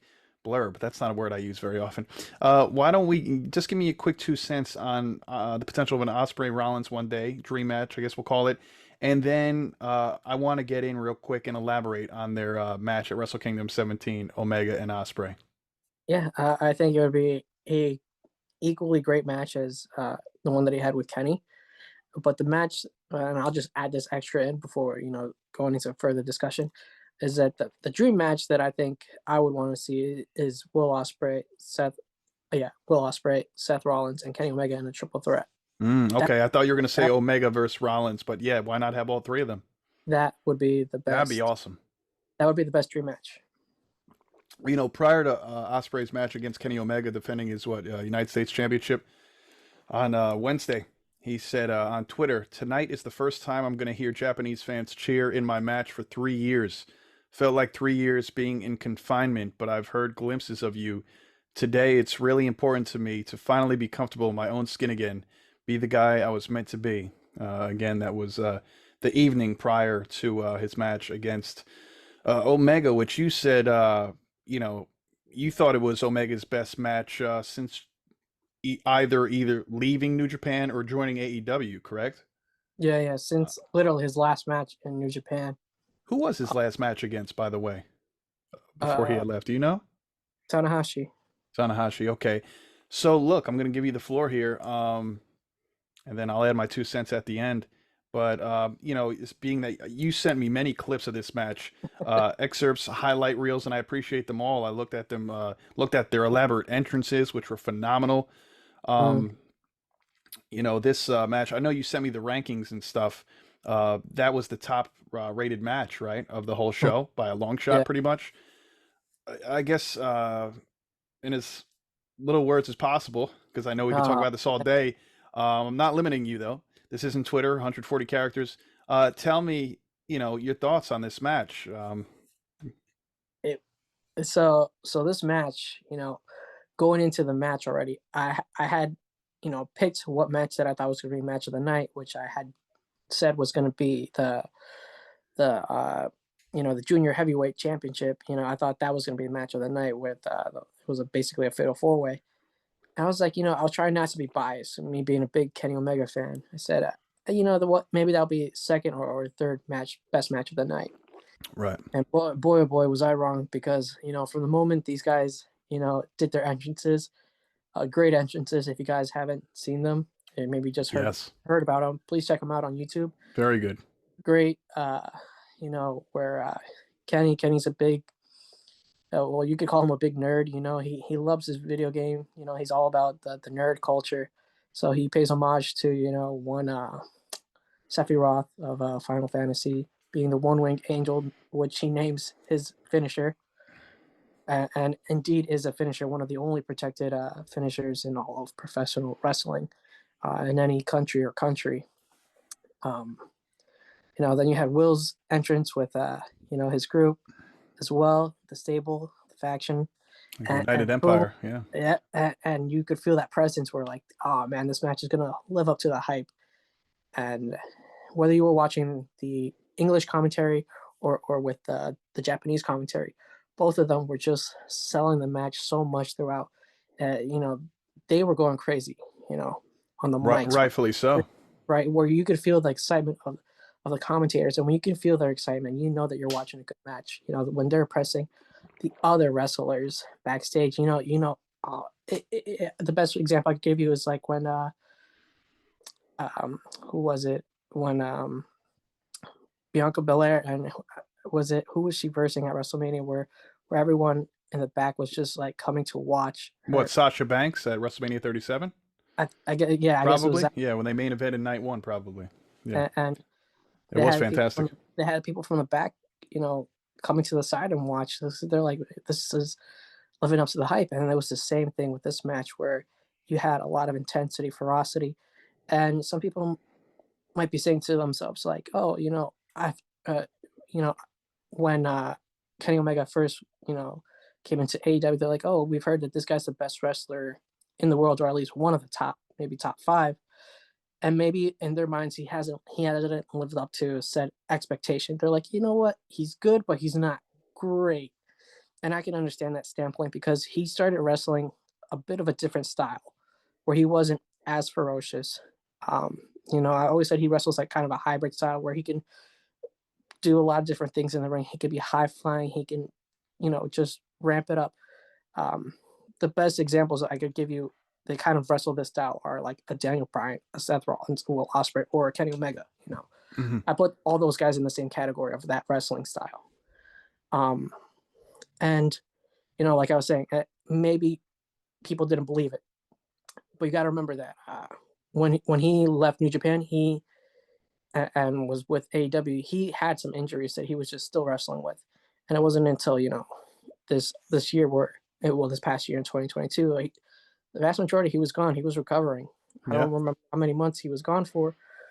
And It's then gone at least 8 months. And then he got the extra vacation with the whole thing with Right. All In. So he got Yeah, more all time to out. recover his body, his mind. He got to fall in love with wrestling again, and then especially being able to go back to, Japan, the New Japan territory, where he really cemented himself as one of the best in the world. He was able to really showcase that again, where it was his best match, better than anything he has done in AEW, and it felt like watching one of his matches with Okada. It was just really good storytelling. Was it the fact he was back in Japan? Was it the fact that Osprey brought that out of him? That this was a big match for both of them to show that he could Yeah, still hold his own in Japan? Was it because it was a title match? He ended up winning. yeah, Kenny Omega everything. is the champion. Was everything encompassed? Put a bow on it. Was it everything? Yeah, it was all that, and to be honest, I thought Omega was going to end up losing. That this was prior to the match taking place, as that I predicted that Will would still be the champion. Mm-hmm. That was just going into the match, but then throughout the match, for those who haven't watched it, I don't want to spoil it for you, but Kenny does a lot of dominating in that match.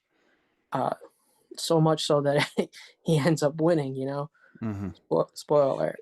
Um, but at the same time, he made Will Ospreay look like a very strong competitor, and I'm pretty sure I can't confirm it from what source, but I want to say that they've already discussed it. They want to make this another sequence, like a series that Osprey and Omega are going to have. As for how many matches more they're going to have, I don't know when or where. Yeah, Um, maybe my two. best my best guess would be, yeah, That's a 2 out of 3. total best 2 out of 3, and maybe the next one would be at Forbidden Door or something. Makes sense. Wait until June. That's a nice timetable. Wait 5 6 months into the new year. Now I was seeing that. Well, you sent me a clip that the following night, which was New Japan's equivalent to the Raw after Mania, because Wrestle Kingdom Mhm, is basically New Japan's WrestleMania, right? mhm. The day after, him and Okada teamed up. Omega and Okada teamed up against Jeff Cobb, and who was Jeff Cobb's partner in this matchup? Tag team bout. Oh man, I forgive me. That's You have to okay if you forgive me. don't know. No problem. One of the other members of. Of United Empire. Mhm. So now it seems like I know Kenny Omega had sent out a tweet, and I don't want to get my words mixed up here. Kenny Omega sent out this tweet on Friday, reposted by New Japan Pro Wrestling's global Twitter account, uh, quoting Kenny Omega saying, "Jeff Cobb, you want a piece of this?" Meaning the United States Championship. Come find me in America, or better yet, I'll come find you. So is this going to be his opponent for the IWGP United States title? Is this going to be his next feud, Jeff Cobb and Kenny Omega? Hey, by all means, I would not mind seeing that. We both love watching Jeff Cobb in the ring. Yeah, Yeah, we've seen him a that few man times in person. yeah, he's a real powerhouse. Um, and if I had to guess, maybe it would be that same night where Sasha and In San Jose. yeah, and Kyrie are facing off. Yeah, that'd be fantastic. February Uh, 18th. Yep. Geez, I forgot the name of it already. But battle in the Valley, battle at the Valley, something yeah, like that. battle in the Valley, right? February 18th, San Jose, California. All right, so in short, that was an amazing matchup, and you want to shed some light as far as, and then I want to talk about FTR, and then we're gonna hop back to Rampage. But um, give me your 2 cents on what you thought of. By the way, this pay-per-view at Wrestle Kingdom 17, there were 6 title changes, I believe you said. And what did you think about the match between Jay White and Okada? Okada ended up defeating White, becoming the new champion, right? Mhm. And this match, in your opinion, was not nearly as good as which was would you say Omega and Osprey was flawless? Would you go as far as to say that match was flawless?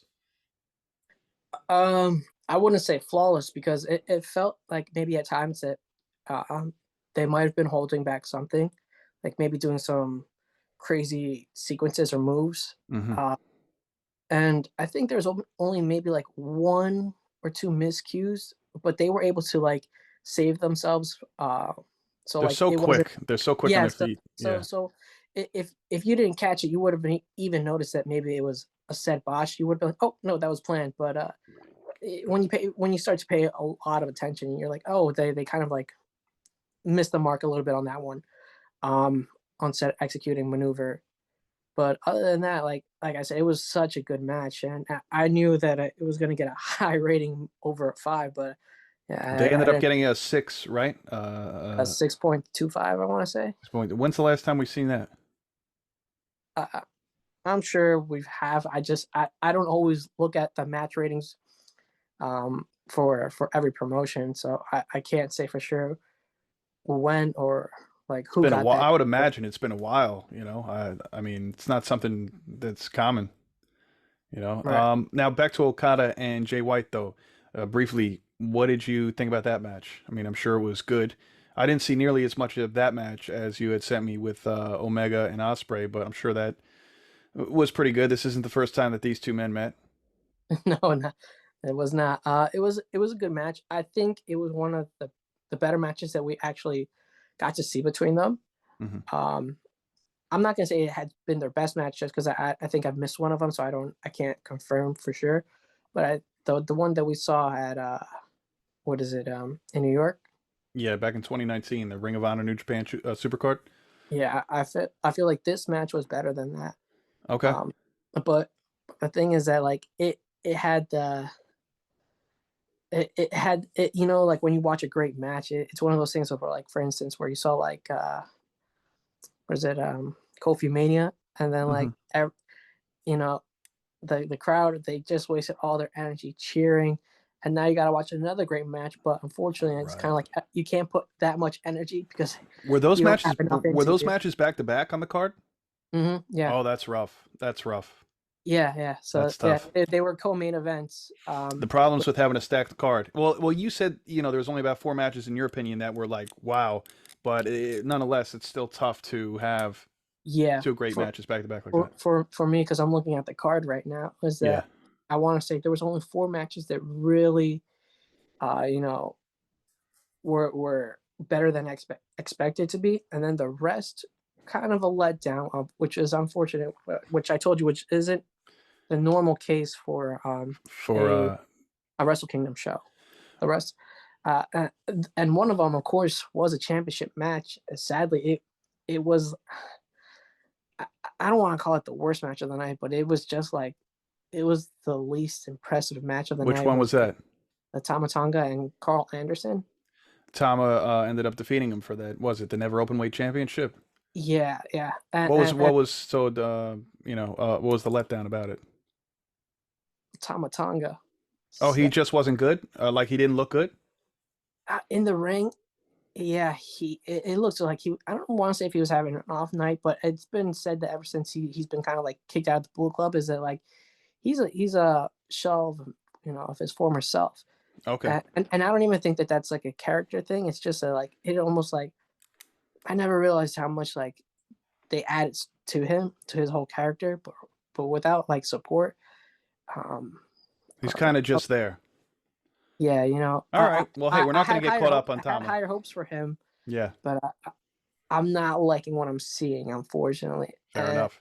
And I, and I can only hope that he improves now that he's a neverweight open champion. We'll see how long that reign lasts. I don't know. Maybe Carl's going to come back and take it.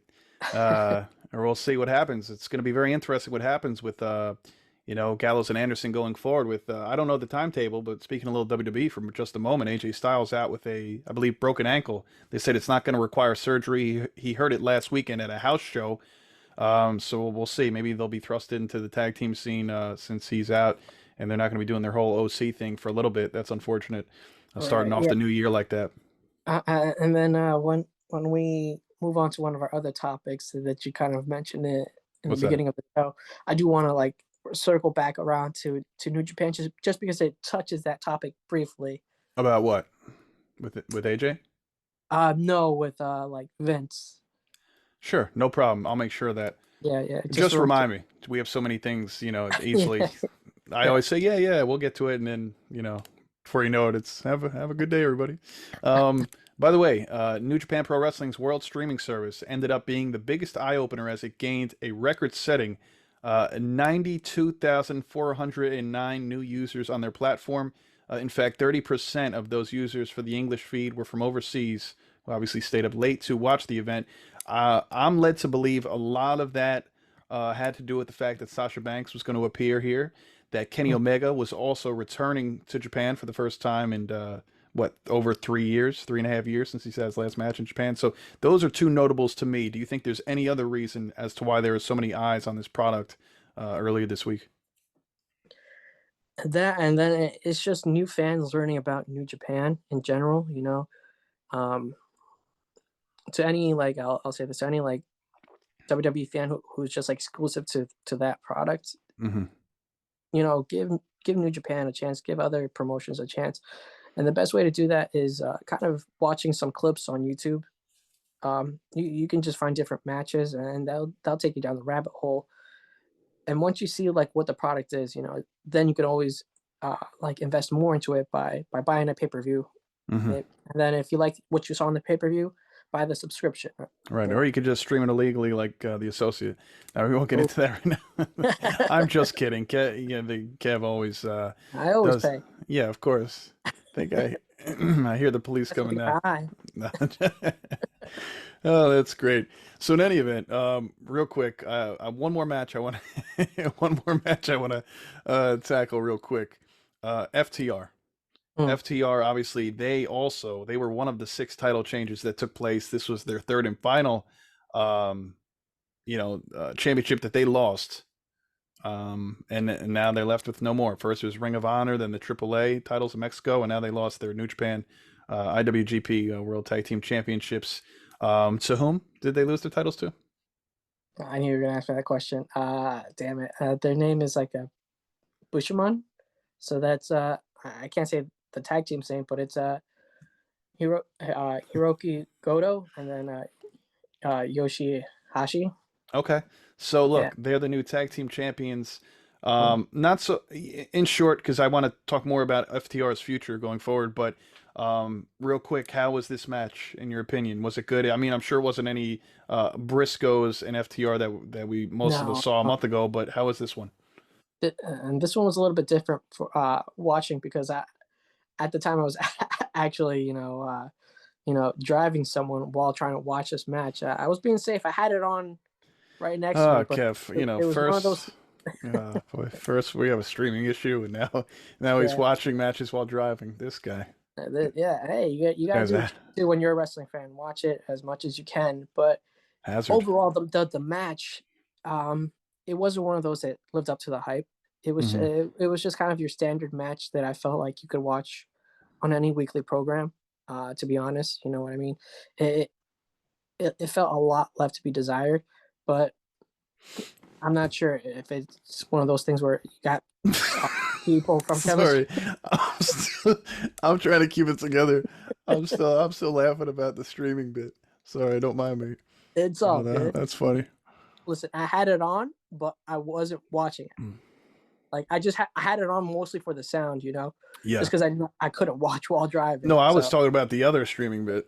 oh, gotcha. As you were, as you always, were. always keep your eyes on the road, folks. Always keep That's your eyes on right. the road. That's right. Um, but as I was saying, like it didn't feel like like there was a lot invested into this match. And they took that loss on the chin. Speaking of Tamatanga, and then Mm. we're gonna bounce back to FTR real quick. Did you know that WWE is looking at his brother, Hikuleo? Right, that's his name, Hikuleo. He's been on Yeah, AEW the numerous big man. times. Been on Impact, yeah, of course. Yeah. Did he have a match at Wrestle Kingdom? He was involved in like this weird match in the pre card where I didn't really understand the rules because it would be like you could it was like a there didn't have to be like a pinfall to be eliminated, What they and I do? don't, Play tag? I mean, what the hell's going on here, Kev? it was it was a weird match that I didn't really understand, and because it was on the pre card, I it didn't keep my attention. I was Right. still waiting for the main card to start. Sure. The main card didn't start until 3, and the pre card started at I want to say 1:20, so it was from 1:20 to 3 o'clock. So Well, it's a lot of uh, wrestling, especially at the yeah. hour that the time that it was on in the U.S. It was. Oh, So and I don't blame you. yeah, the main event didn't end until after 7 a.m. Yeah. Yeah, by then I eventually fell asleep. I think I literally got like an hour and a half sleep before I had to get to work that day. I was hurting big time between your updates and me just being super curious online, reading about Sasha and then of course Omega Osprey. There was so much going on. So much Yeah, just so much that I didn't want to miss and catch up on later the next day. I wanted to be, yeah. That, aware of all that. that's why I was saying before that it was a really tough week for me. Yeah. Trying to get invested back into WWE NXT. Watching all of Dynamite, Rampage, Battle of the Belts, and Wrestle Kingdom. It was a crazy week in I'll be wrestling. honest. I had this. Something had to be sacrificed this week. Usually, I do stay with my Raw, SmackDown, Dynamite, Rampage, NXT. Of course, Wrestle Kingdom was added to the mix. I catch Impact when I can. Did not watch Impact this week, of course, but what I usually do, I watch NXT every Tuesday. And being that this was going into Tuesday night, Wednesday morning here, I said, yeah, that's not happening. So I had to forego NXT this week in preparation for the long night ahead with this Wrestle Kingdom news and stuff like that. But real quick, speaking about Hikuleo, came out Friday that Fightful Select learned that higher ups within WWE have expressed interest in him. Fightful has been told that this has been the word for months, and So it remains to be seen. It's an interesting pickup. I'm not, it's not jaw dropping in my opinion, but it is piques my curiosity as to Yeah. how Uh, they would use him. I'm gonna say they probably were interested in when some official, who knows, watched him appear on Hmm. AEW for a little bit. His his stature catches catches your attention immediately. There's this giant guy with long hair. You're like, who the hell is this guy? Yeah, no, he definitely catches your attention, and he could definitely go. He would be a good opponent Yeah. for if they're still trying to push an Omos or obviously Braun Strowman carrying Cross. You have all these bigger guys. Maybe it would work out. Right. I mean, he isn't the most talented in the ring. He has a lot to still learn. He's all right. Yeah, I've seen him. Yeah. It. You know. For me, like I feel like he still has a lot to like still learn. So that's someone I could easily see on NXT if they decide to go that route Yes, and yeah. hire him. Put him on NXT. I agree with you. That's actually a really good decision. I'm just assuming putting him right to Raw or SmackDown. You're right. Throw him on NXT for a Mm, while. Let him get situated there until he's ready. right. Last bit. Like I said, I wanted to jump back to the FTR bit. So where does FTR go from here? We don't know when their contract's up with AEW. We assume that they're done with the Ring of Honor part, being they lost to the Briscoes. That's done. That's 2 out of 3 type of deal. So now they have no gold. The Mm. vast majority of 2022, they held tag team gold in 3 different countries: the United States, Mexico, and Japan. Now they are titleless, but they had an amazing year. They made the top 10 list even for Sports Illustrated for singles wrestlers. That's pretty cool. I think Dax was 8 and Cash Wheeler was 9, which is awesome. Um, so what's next for them?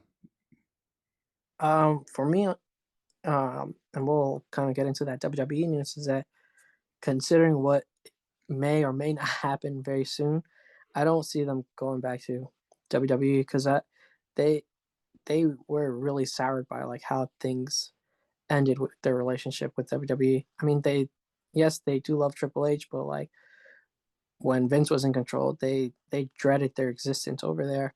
Sure. Um, so sour grapes for that. And I think they like being able to go to different promotions, different countries, and wrestle. Kind of their own schedule. That Um, freedom. This and at this point in their career, would you say, even though they had an amazing 2022, would you say they are respectively just past their prime?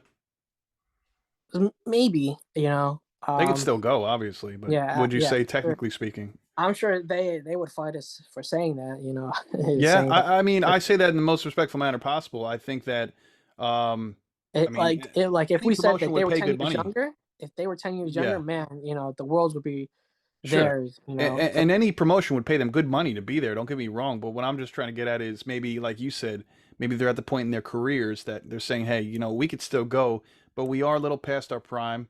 We could go with the best of them. We've shown that, especially through 2022. But, recovery takes a little longer, hurting a little bit. If I need some extra time home or, to recuperate, I could do that, with the rigors of a WWE schedule. You don't It's always have that luxury with house shows and stuff like that. AEW, you have a little leniency and all these other promotions on the side. Yeah. If I had to best guess, especially like I said, what was going on with WWE and their leadership, was that I would assume that FTR would sign another AEW contract, but maybe they'll do, instead of like a 4 year, they'll do a 2 year contract.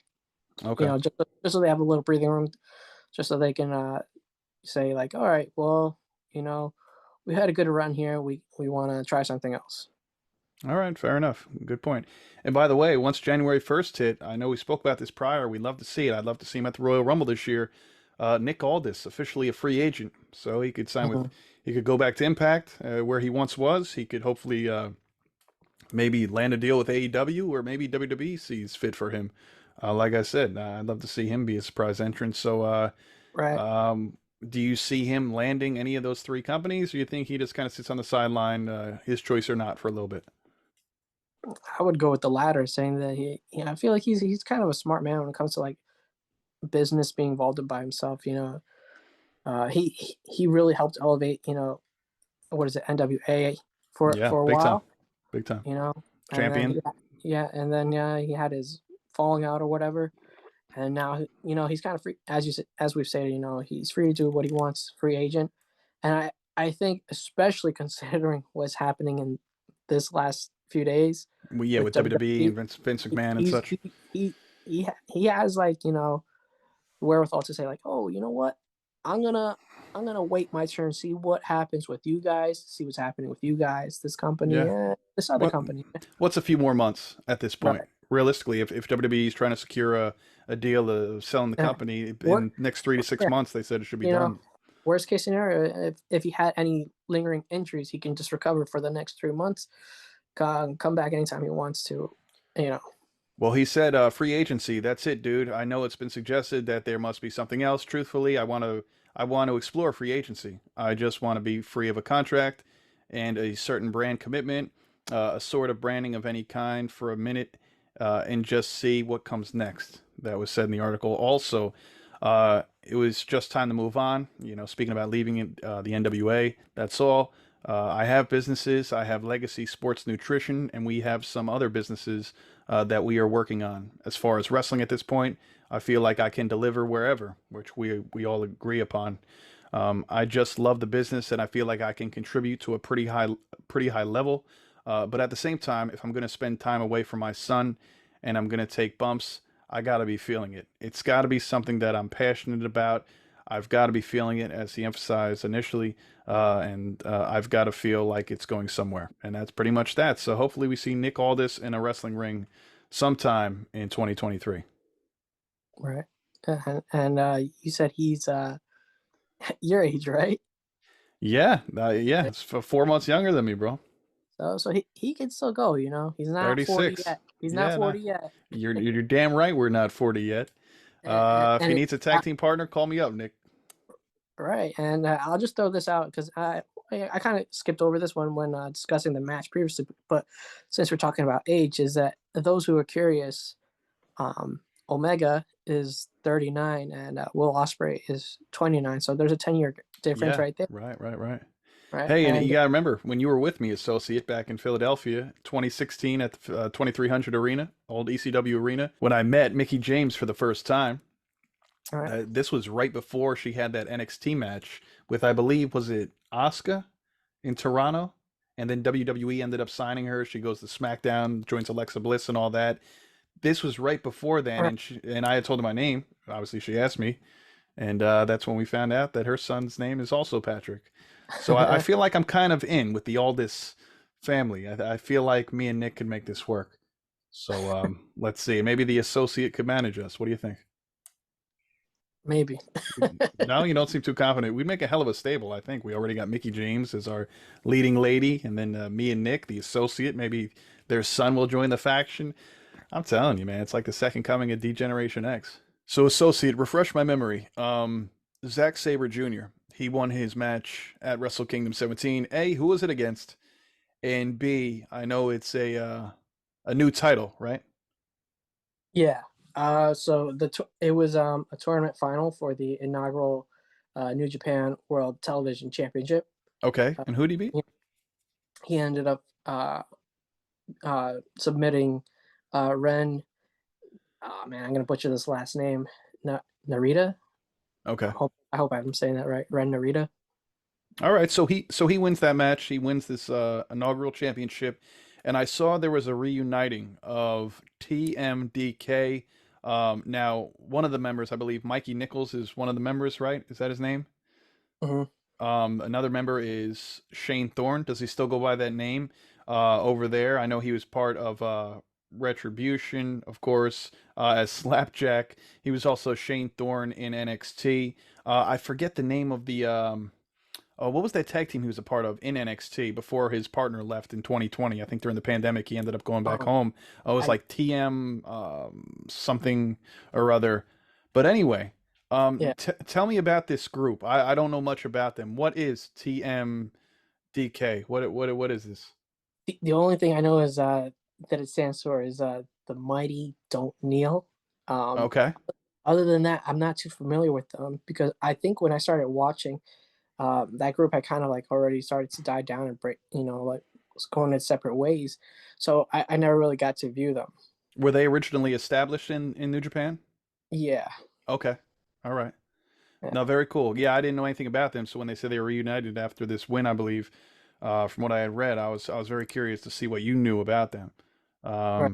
But it's just the I three. It's just the three of them, I'll have to or double there's a check, fourth member. but the way that I always knew Sag was when he was associated with Suzuki-gun.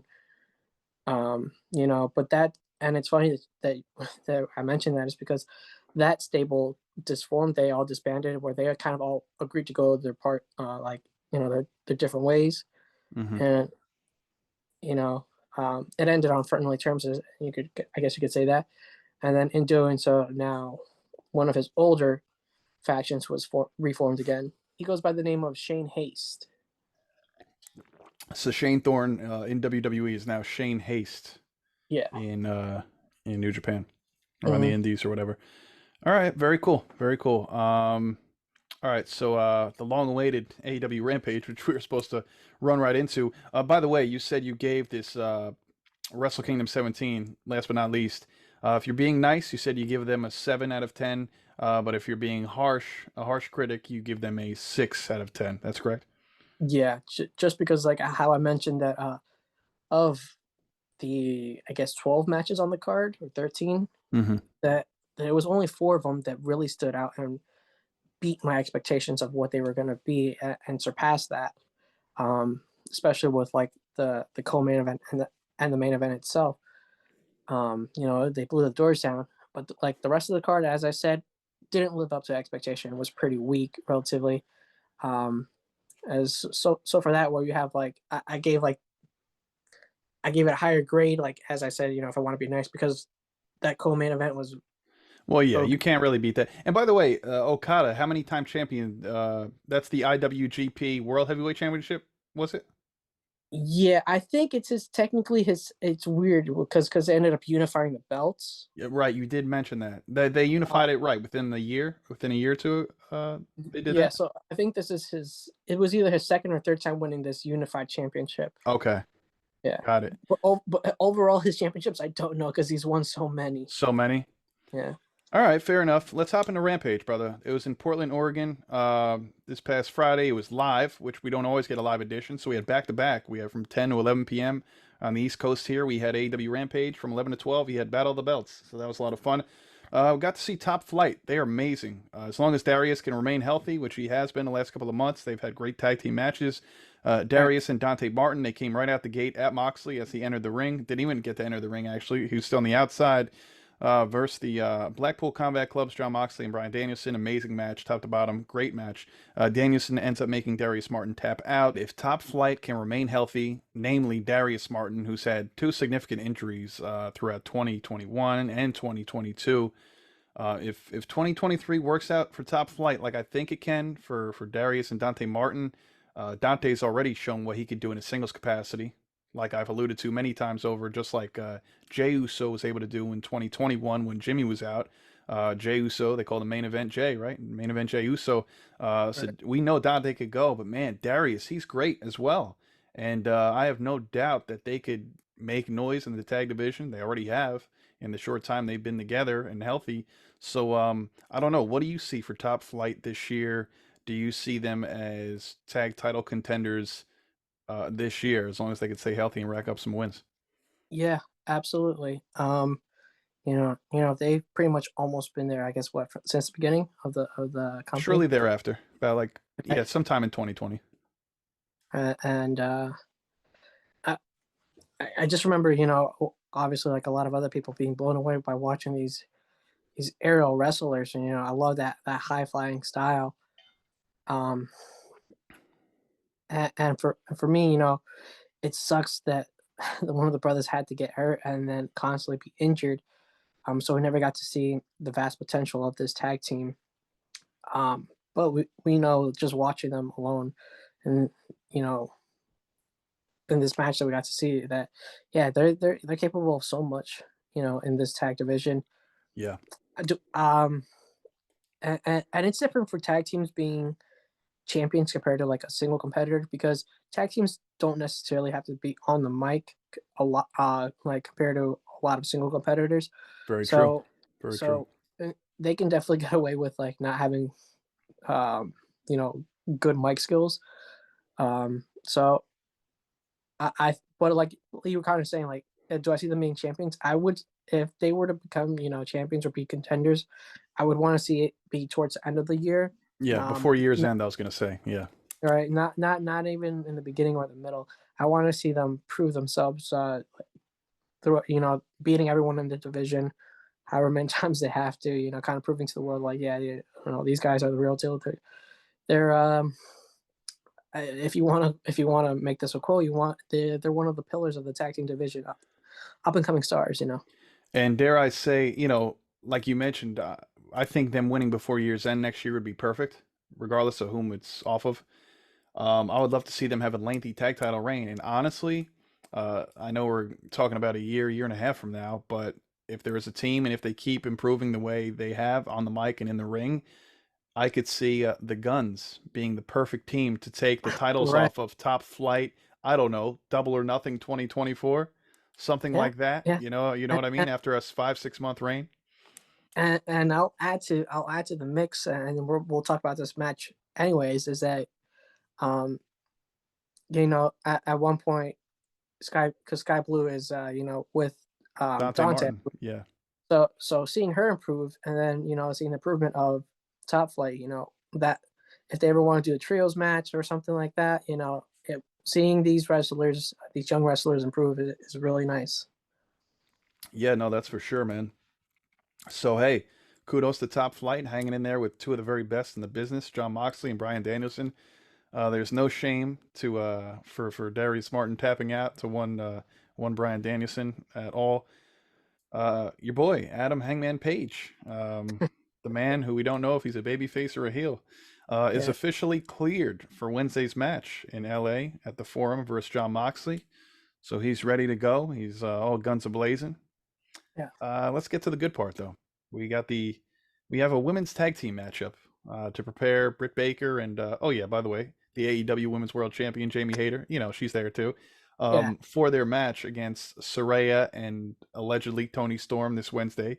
So they went up against Robin and Charlotte. That's Charlotte with two E's, Char, yeah, Charlette. If you didn't know, now you know. Yeah. The Renegade Twins, like I mentioned, I believe Thunder Rosa uh, either trained them or they came up through her school or whatever. As a Hmm. matter of fact, I was telling you the other night about the Renegade Twins. They've been on AEW, but it's been a while since we've seen them. So anyway, long story short, the Renegade Twins debuted in AEW January 11th of last year on an episode of AEW Dark where they faced TJ, Anna Jay, and Ty Conti, now Ty Mello. In a losing effort, they appeared again March 28th, 2022, AEW Dark Elevation, where they faced Anna Jay and Ruby Soho, but were defeated. They are a one-time CCW Tag Team Champions. That's Capital Championship Wrestling. They are one-time Mission Pro Wrestling Tag Team Champions.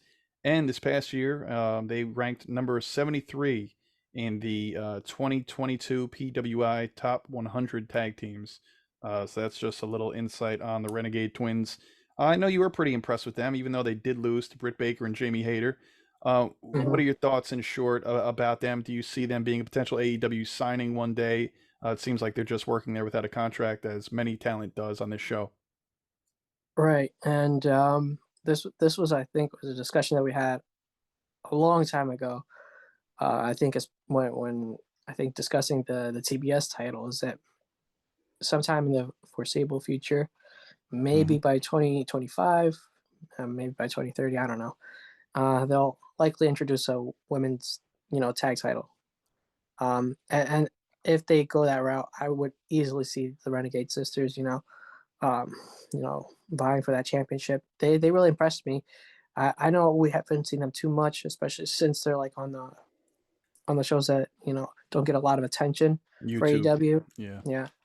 Um, but they're still impressive. For me, what caught my attention is like the ring awareness, being and the ring maneuvers. We have yet to see them talk on the mic, so I can't make any comments about Right. that. As far as that, but yeah, their in-ring But ability is there. yeah, but the reason I was saying all this, for a lot of people, is that we don't get to see a lot of female siblings wrestle together. I mean, we had the Bella Twins, but the Bella Twins weren't known for the wrestling skills. They were known for their presentation as their characters, right? Yeah. Um, but you can name a lot of uh, you know siblings in terms of like brothers who did so well in wrestling. Who you got? What's the Steiner brothers? You have Booker T and his brothers with Harlem Heat, right? Yeah, Stevie Ray, Booker T. Yeah. Uh, Yeah. Hardy Boys. Who else? Young Bucks. Just different male tag teams that are brothers throughout different generations or eras, whatever you want to say. Hmm. But never female tag teams like that. So it's really nice to see something new and refreshing in the world of wrestling. No, you're right about that. That is not something you see every day. First of all, we don't see many women tag teams that are actually legitimate tag teams, a la Right. WWE. They're always makeshift tag teams for the most part, and then the fact that they're actually sisters or twins at that, very encouraging. So, yeah, they have a pretty bright future. Of course, the way this match ended, of course, Britt Baker gets the pin. Britt Yeah. Baker gets the pin, not the AEW Women's World Champion. Anyway, Yeah. now look. Do you think that Britt will be the one to take the pinfall this Wednesday in Los Angeles, um, or do you think that the AEW Women's World Champion is going to take the pin? She better not.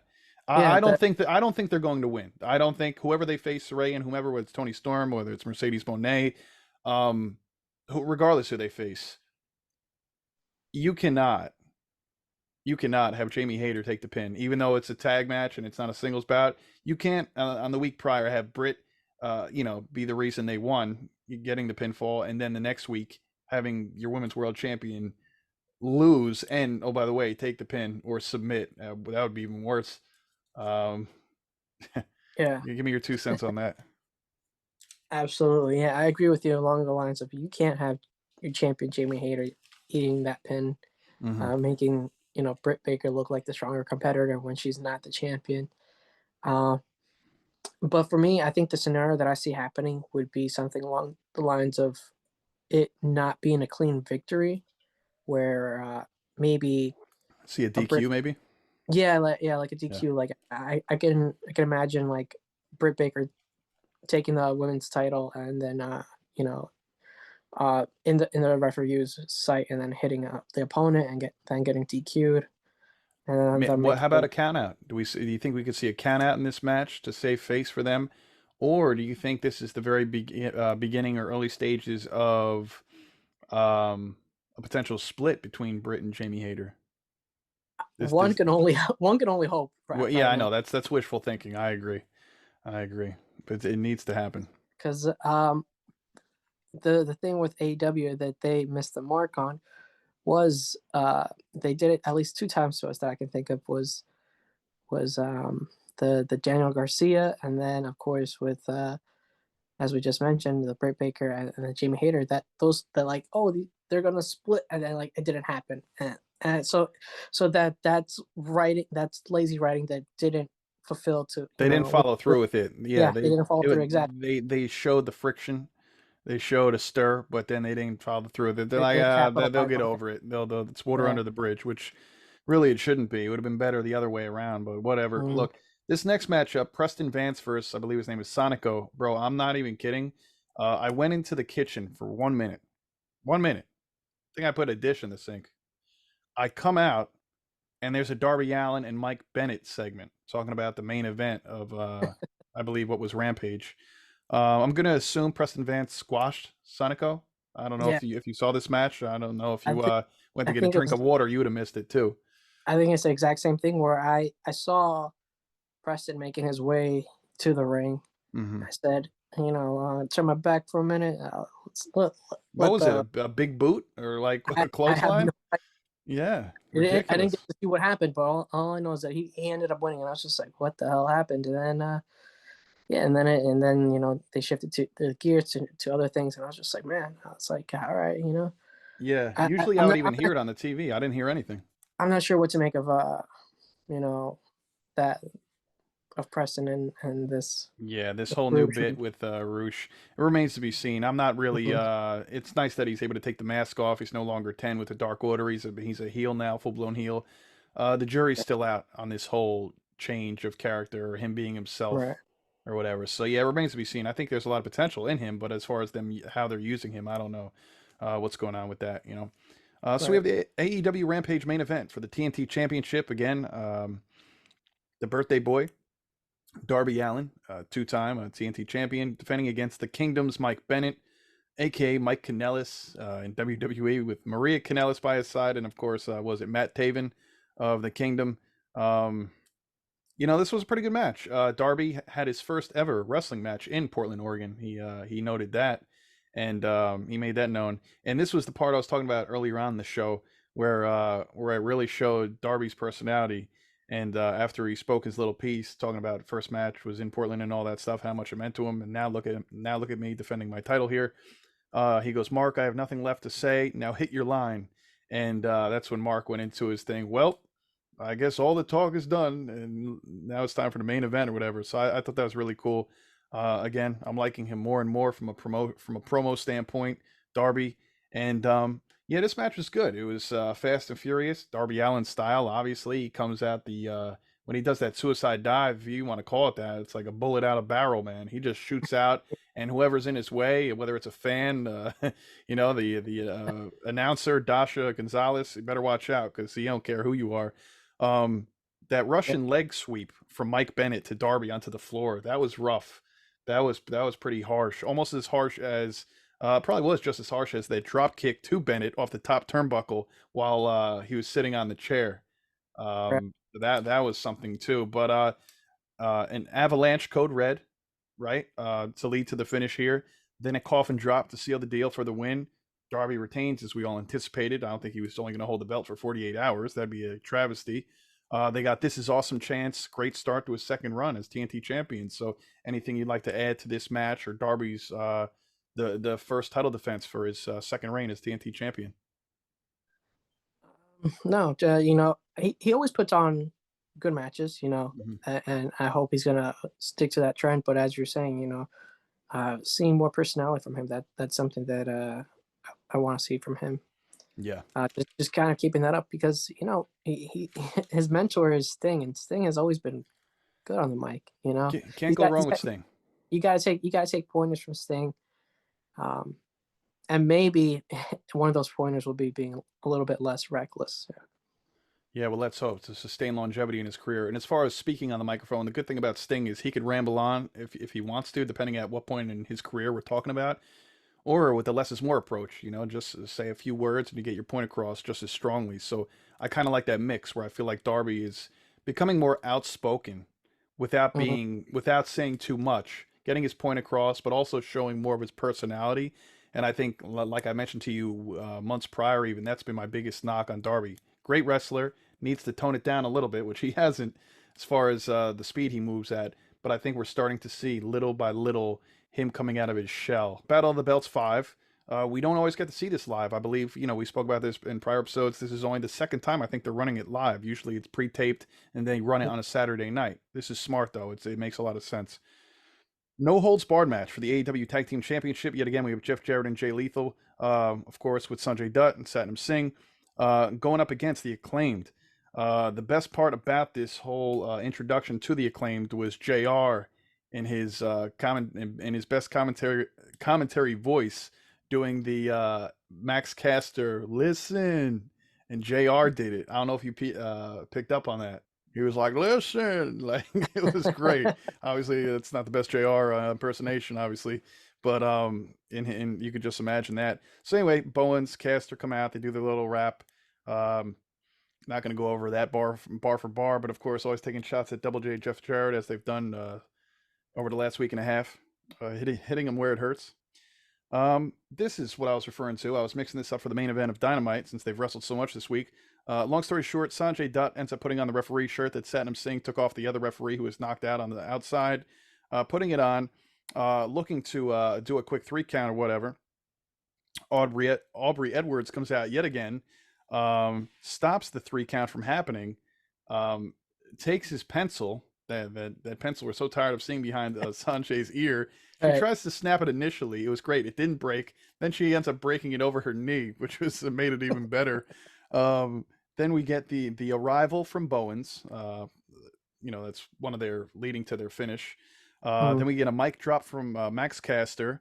Bowens pins Jay Lethal for the 1, 2, 3, and yet again for the second time in 3 days, they retain their titles against Jeff Jarrett and Jay Lethal. So I'm assuming that this is the end of that feud. I would assume what more needs to be said or done about right. it. But this opening match for Battle of the Belts was so much fun. Again, this matchup between these two tag teams are great.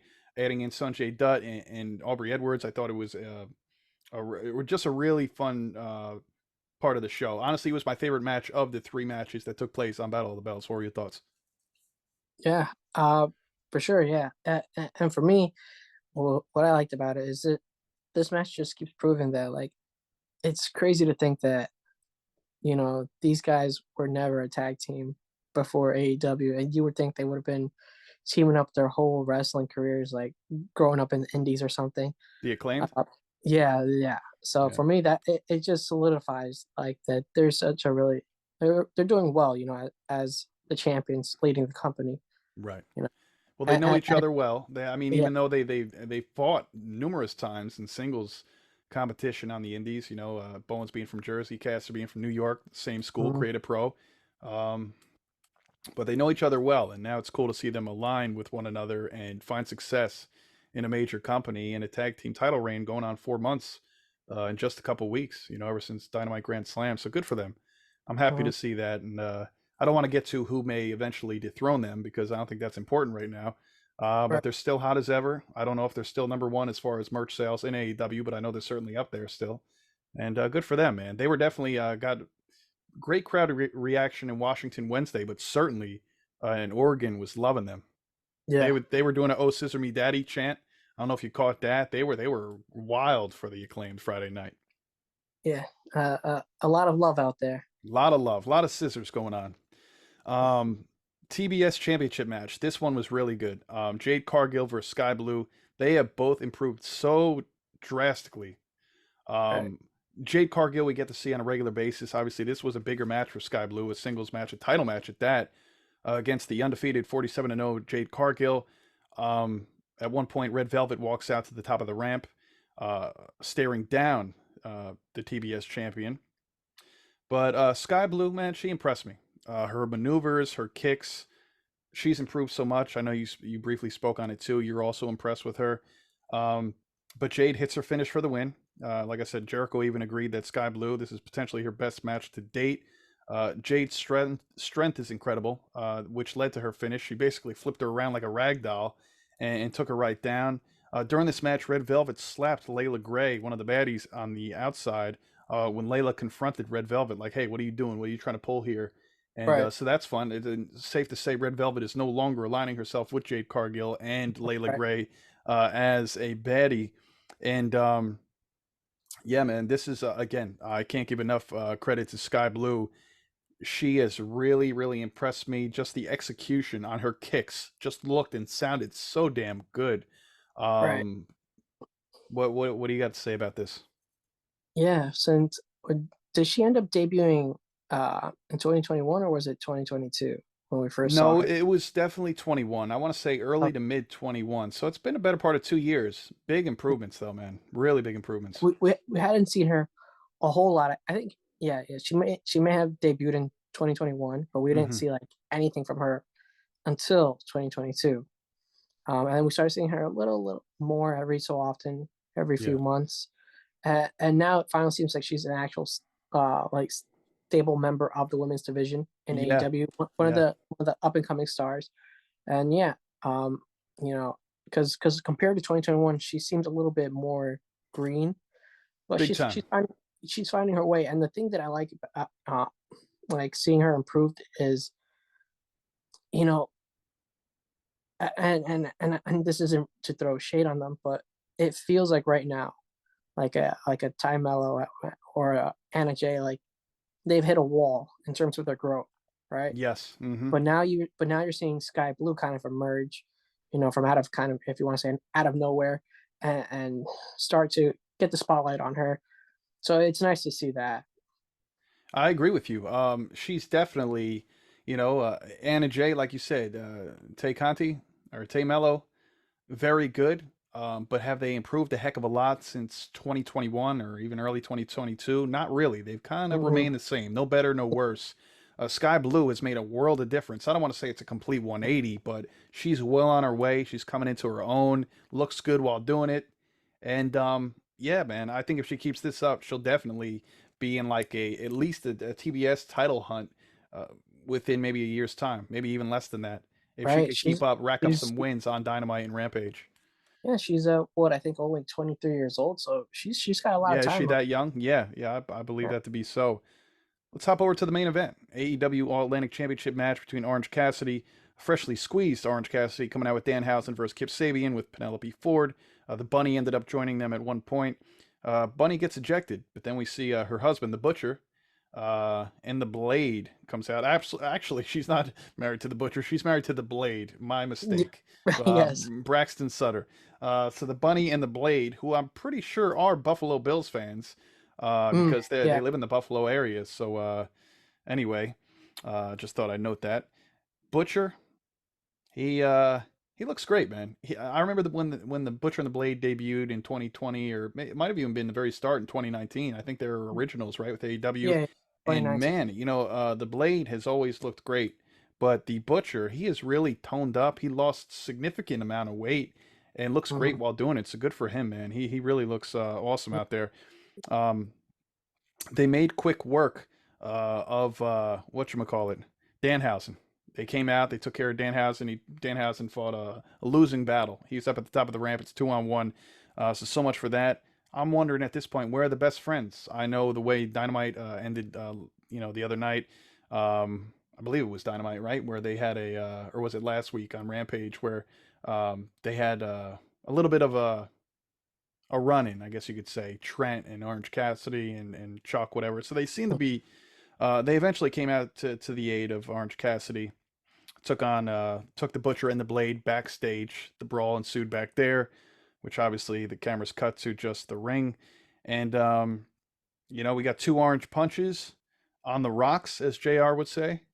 And Orange Cassidy retained his AEW All Atlantic Championship as we all anticipated he would.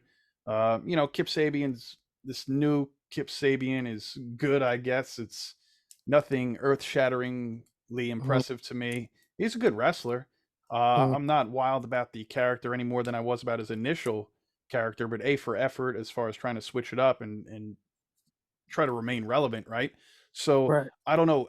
A, what did you think of this matchup? And B, I mean, what do you see as far as Kip Sabian's future with his current presentation? Well, like you, I didn't. I kind of like. I think I might like it a little bit more than you, but I didn't really mind it as well. Sure. Not something that I love, not something that I hate. Yeah, you always want to try to switch up your gimmicks a little bit. Tune it up, fine tune it up, whatever. I give him an A for Um, effort. yeah, hopefully we'll see more for him in his, his heelish role. Um, yeah, I feel like I can't add a lot to that. What do you think of the match, though? I mean, we've seen these two fight before, so it was nothing we're not accustomed to Right. an Orange Cassidy Kip Sabian match.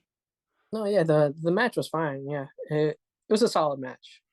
Okay. Yeah, Yeah. it was good. Like I said, my favorite match of the night, or at least a Battle of the Belts, was that opening tag bout between the Acclaimed and Jarrett and Lethal. But yeah, I thought, you know, um, this was the fifth Battle of the Belts. I wouldn't say it was the best one. I know the last Battle of the Belts, we ranked 1 through 4, what we thought was the best or not, or maybe it was just 1 through 3 last time.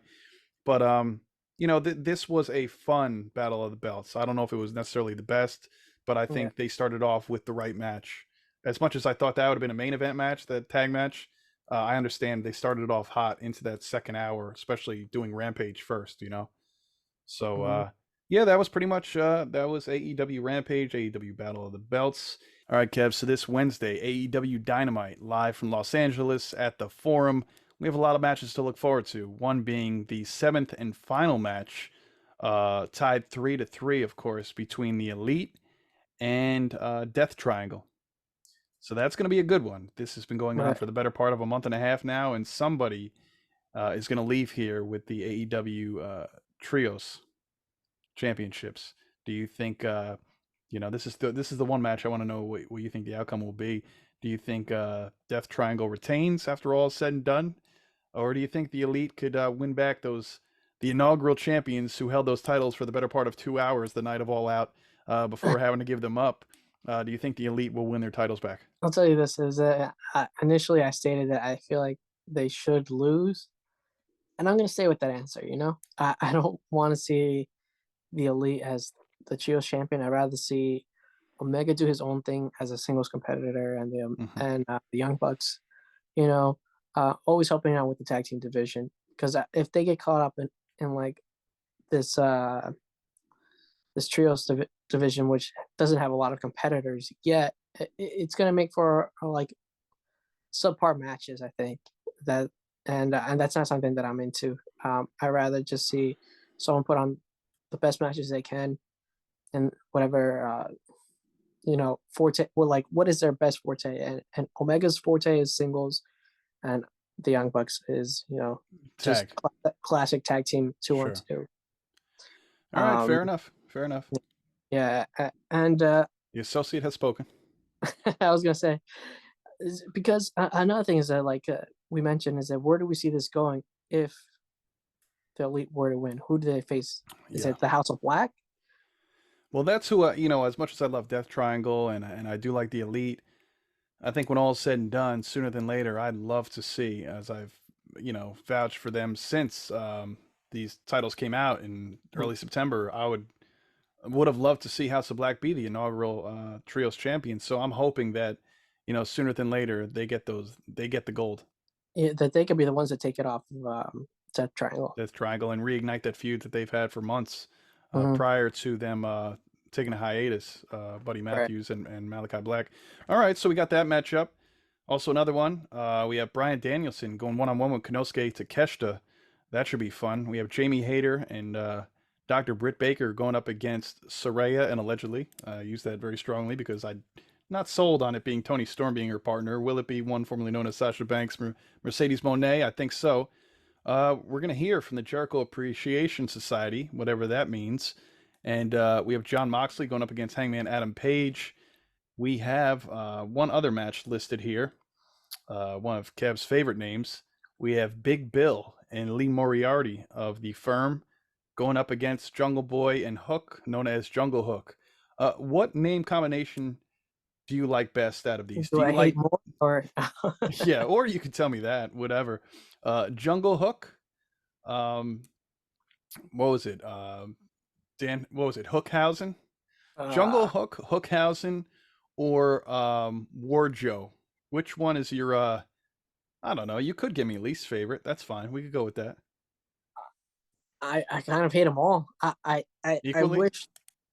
wish that I don't know who's making these tag team title names or these I gotta makeshift. say, Jungle Hook. Jungle Hook's my least favorite.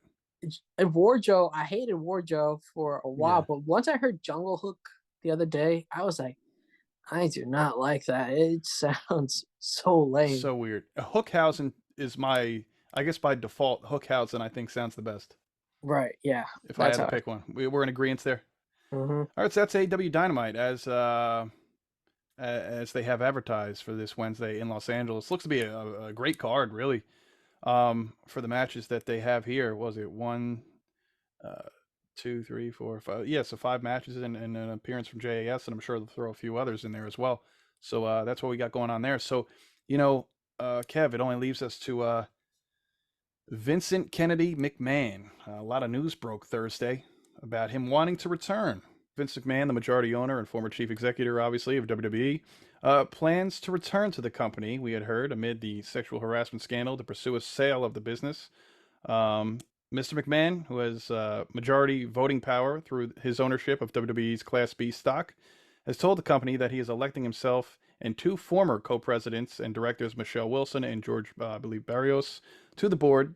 Um, the move to reinstate McMahon, which the board previously rebuffed, and the others will require three current directors to vacate their positions.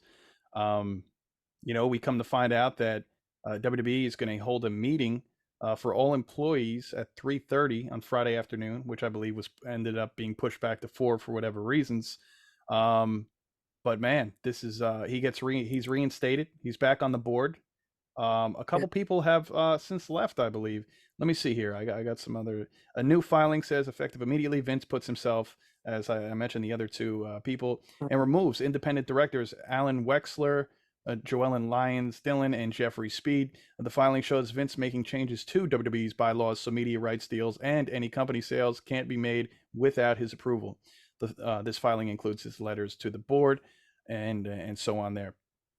Let's see. WWE issued the following press release confirming Vince McMahon is back on the board with co-CEO Chairwoman Stephanie McMahon, Nick Khan, Chief Content Officer Paul Triple H Levesque. Stated that not only Vince is back, but Michelle Wilson, and again, they keep mentioning the other two that are back with him, the triple threat, we'll call them, right?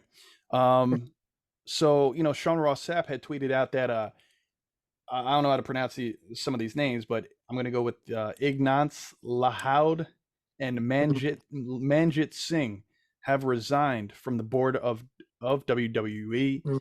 as of Friday morning.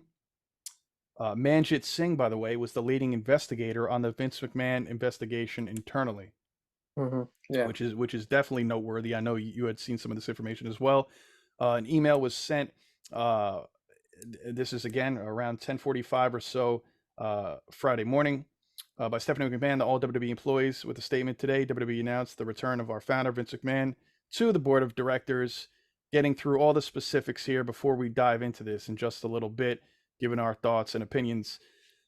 Now, Sean Ross Sapp also had tweeted that the creative process is not supposed to change at all with Vince being back in the company. However, we did come to find out that initially Vince did want to have input or be in charge of creative yet again, which is the one thing we don't want to have because Triple H has done great the last 5 or 6 months, and this is the most important time of the year for WWE.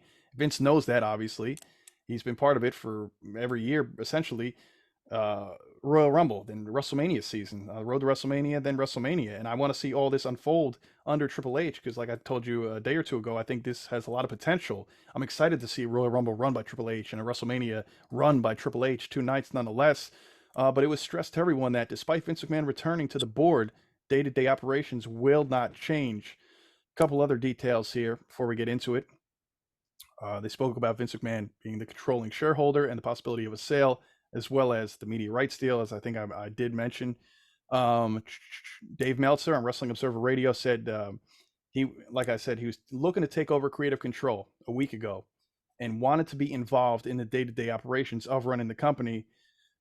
Says, I think everybody kind of, is looking at this like what's going to happen, and everyone's very skeptical of what's potentially going to happen in the long run with Vince. Obviously, a lot of talent's worried because a lot of these people were not only booked properly under the tutelage of Vince McMahon, they were let go. Yeah. So, you know, a lot of people are kind of back on eggshells, which kind of sucks. There is a few suitors that we were talking about before we hopped on air here that they're potentially looking at selling to. NBC Universal, Fox, Disney, Warner Bros. Discovery, which is very interesting because that's under TNT, TBS, right? AEW. So that'd be Mhm. very interesting. Netflix, Amazon, Endeavor Group Holdings, which Anthony Alvarez, had shed some light to me that is who oversees or owns UFC. Also, Liberty Media have been listed as potential buyers for WWE. Very interesting. And then, of course, there was the whole idea of potentially Saudi, um, throwing their hat in the ring as a possible buyer. They have $620 billion in that trust, the Saudi Arabian government. Whew, this is a lot that's taken place in the last 72 plus hours or so, Kev. Um, that's most of what's taking place in a nutshell. Obviously, as the moments progress, there's more and more news coming out of this. I mean, what are your thoughts on Vince coming back? He's back on the board. Do you think that, um, they're saying that in a 3 to 6 month timetable, they're looking to, have this signed, sealed, delivered, done. WWE has hired J.P. Morgan and Company to help manage the future sale of the company, reported by CNBC. Um, it's a lot, man. What do you think about Vince's involvement? Do you think he's being selfish? Do you think it's all about him? Do you think this is one last move by Vince McMahon, one last payday? interfering, dare I say, during the most important time of WWE season. Go for it. Oh my goodness. It's a lot. I Where to begin? don't know how to tackle this. I don't know where to tackle this from. Um, well, I'll throw this question out to you. When did Vince McMahon take over? Was his father still alive or no? His father was still alive because his father didn't agree with him taking over all the territories. That was a respect thing, and then he ended up getting everybody to come over to this one WWF. His father didn't agree with it at first, but then eventually he was like, "Hey, my son's gonna do what my son's gonna do," and obviously it worked out for Vince. Yeah, and if you watch some past interview, okay, so that's what I wanted to know. Okay, so he did this while his father was still alive, Yeah, but he did it against his father's wishes. initially, yep.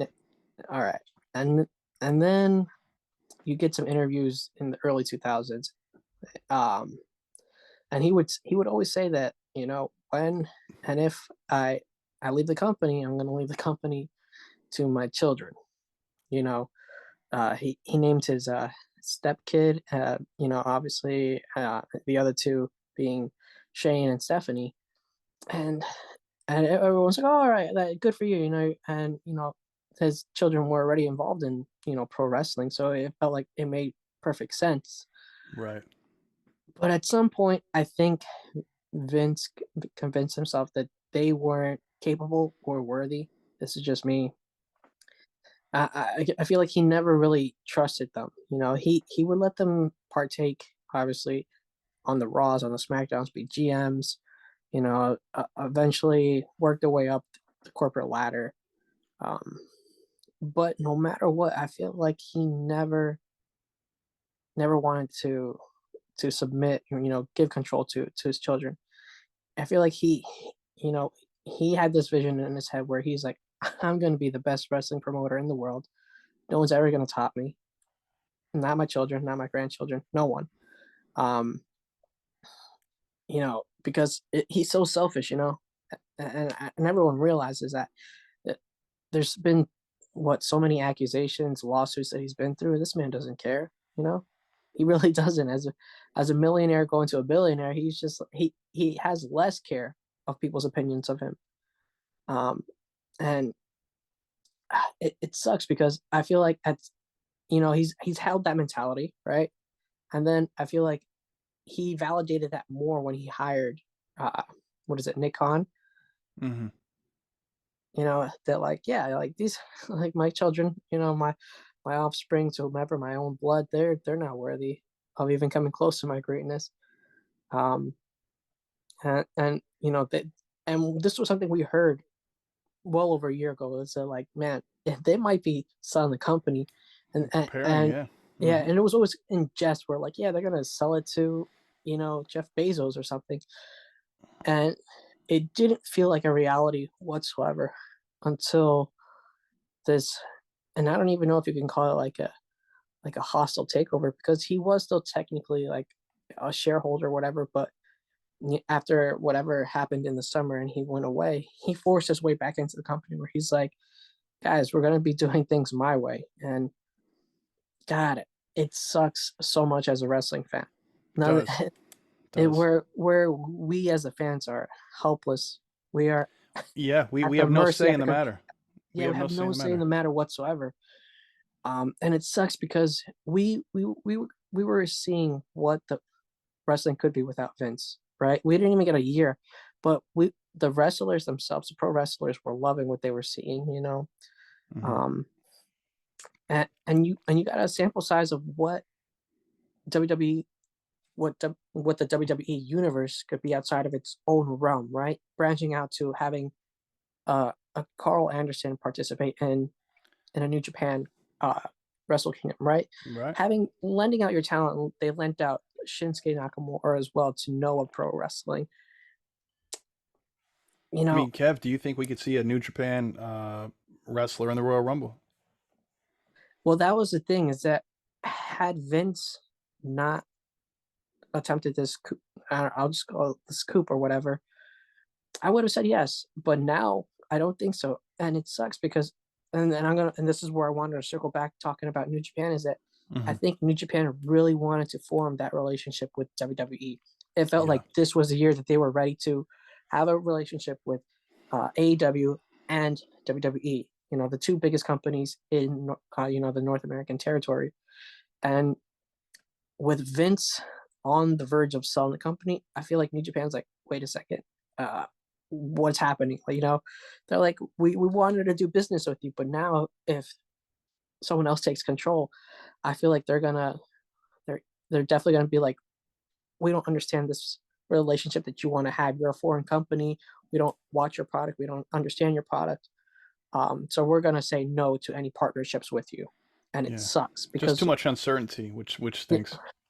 right.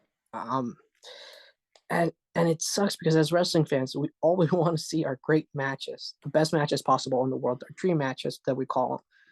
And the one that I threw out to you was a Will Ospreay, a Kenny Omega, and a Seth Rollins. And if and when this happens, that's something we're never ever going to see. In terms of what company I would be happy seeing uh, taking control of WWE, you know what I mean? I don't know.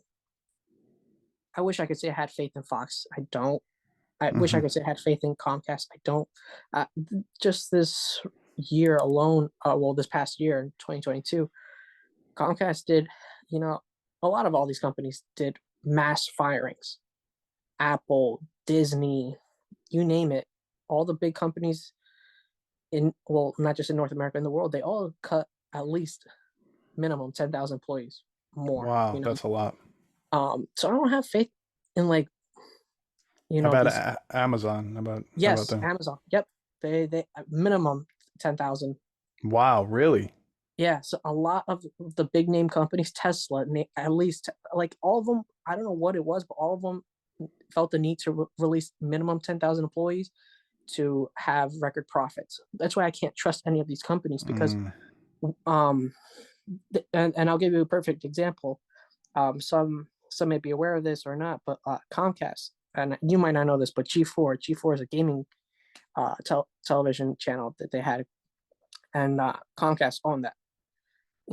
Throughout the spring, summer, they started to kind of clear house where they were like letting go of some of their talents, some of the producers, some of the managers, and people are like, "What's happening to G4?" And I love G4. I was something that I was invested into, and it was maybe like 2 weeks before Halloween where they came out on over the weekend where I don't remember if it was over the weekend, but it was like they just came out of the middle of the night where it must have been around 8 p.m. where they're just like, oh, by the way, guys, the because this was the CEO of I want to say like NBC or Comcast, where they were just like, yeah, we're canceling G4 like as of effective immediately, like everyone's jobless basically. So the reason I bring that up is that I don't I don't I don't have a lot of faith as a wrestling fan in these companies because one day they could say like we don't like what we're seeing from WWE. They're not bringing in the numbers they're supposed to be. They're not bringing in the crowd that we want them to bring in, the audience. They're not. Hmm. They can make any BS argument that they want to justify like See, canceling WWE and just saying, hey guys, it was a failed project. And then what happens from there? What happens to WWE? Like if it were to get canceled, you know, if a Comcast said, guys, we gave it our best shot. We gave it 11 months, not even a year, and they're like, hey, WWE, you guys are off the air forever. Well, like what the hell? As a wrestling fan, you're just kind of left in it, a bad it's position. it's so difficult because this is where we're seeing. I don't want to necessarily call it the ugly side of things. It's the unfortunate side of things, seeing the business side of it, uh, and then the entertainment, right? Daily, we want to be entertained. Tune in to WWE, see these great matches, these matchups. They're on the rise. They're doing good in every capacity, right? Especially since Triple H took over in late July. And like you said, it hasn't even been 6 months. Never mind a year. It hasn't even been six full months. And you want to see what he can do, right? Obviously, we got a quick glimpse, and we know he's more than capable.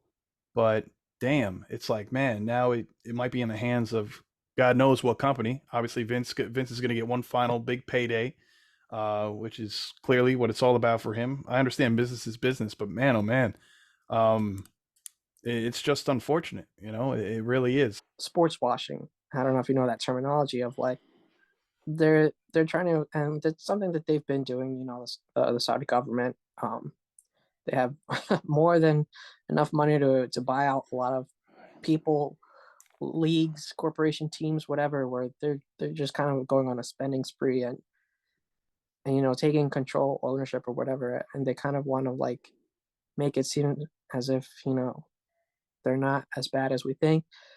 But then that plays too much into politics. But that's not something that I would Yeah, I really mean, want well, how us. about all that aside, how about strictly just from a fan standpoint? I mean, if Saudi were to purchase WWE, I mean, what would the likelihood of just daily programming be like, right? I I mean, don't. how would that even work? I mean, we're I not even talking I, it, I feel like if they were to somehow buy the WWE for whatever reason, if Vince was like, "Yes, I want your money," then yeah, we would be at. I feel like we'd be at the mercy of watching all the main four core pay per views over in Saudi.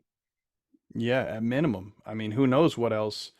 Um, it's not like we're talking about Stamford, Connecticut to Austin, Texas. We're talking about Saudi Arabia. Like it's a big deal. I don't think that's going to happen, but they're more than capable of affording it and waving some major money in Vince and company's face. So we'll see. I mean, to be honest with you, I don't have a lot to say as far as the perfect suitor, the perfect Right. one to purchase it, because I really don't know where they would go from here. Whether it was Amazon, whether it was Disney, and so on and so forth. So a lot has happened, like I said, in the last few days. Vince rearing his head back on the board.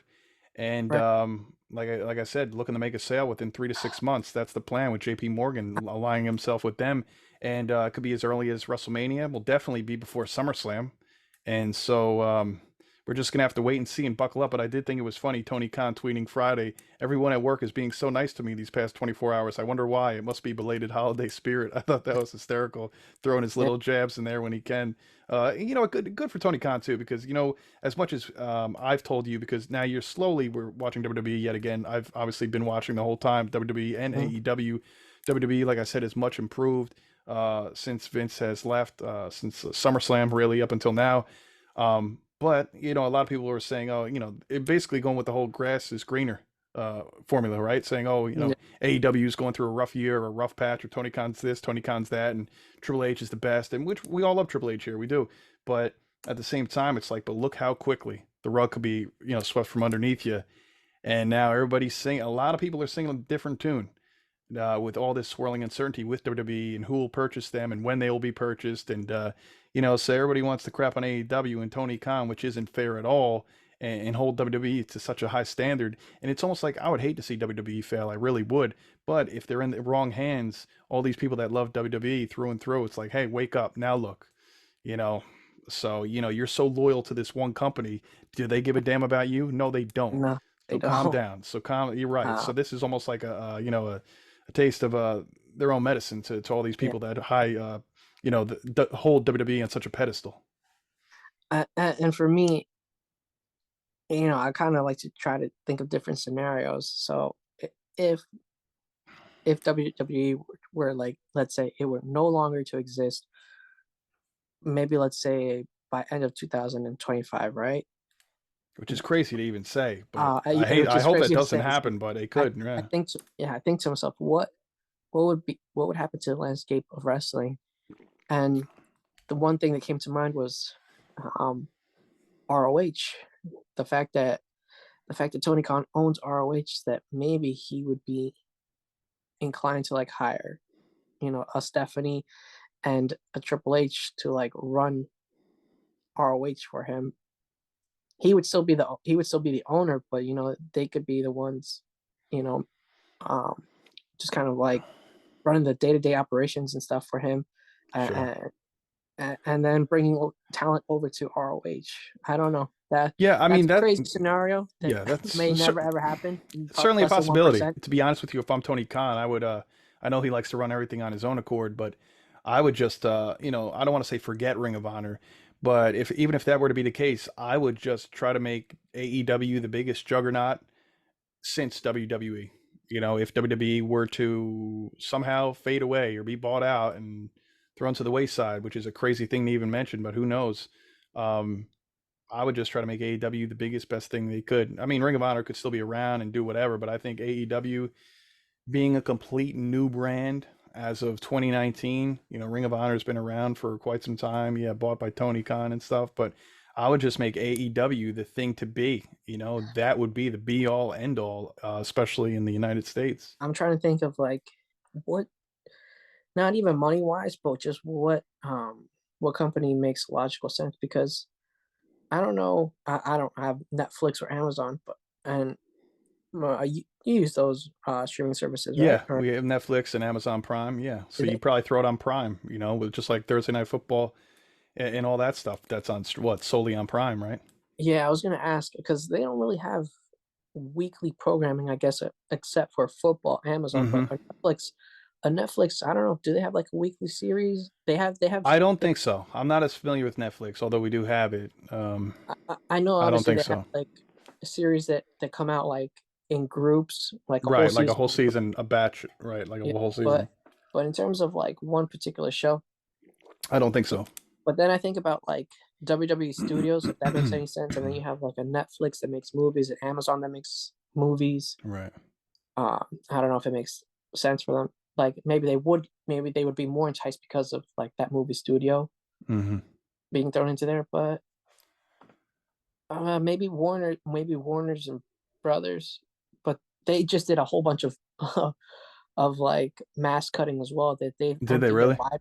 Yeah, well, besides firing employees because they merged or whatever, Right. um, they like if they're through their library of HBO Max, like they cut a whole bunch of different projects that they had, and movies that they had set to like debut, and they just were just like, "Oh, we had already invested some money into it," but they're just like, we they even admitted they like we overspent in the past few years of the creation of HBO Max, and they're like that's why we ended up just like nixing a whole bunch of things, and it really irritated a lot of HBO Max or Warner Brothers Discovery fans. So, like that's why I was saying I don't have any faith in any of these corporations. Yeah, well, a big part of it is the love and passion going to be put behind said product, and if so, are they going to have the right pieces in place, like the vision of a Triple H and guys or gals like that? You know what I mean? It's And very hard to emulate that kind of type of person other than a Triple H because he actually lived it his whole career as a pro wrestler, and of course the last several years through NXT, now with the main roster WWE. Where are you going to find somebody who has that love, that passion, that commitment that we've seen with the fans, that connection with the fans, that understanding with the talent? I mean, you just can't pick anybody off the streets and put them in that position of power. It's more than just, oh, you qualified for the job on paper. No, like Triple H is full circle.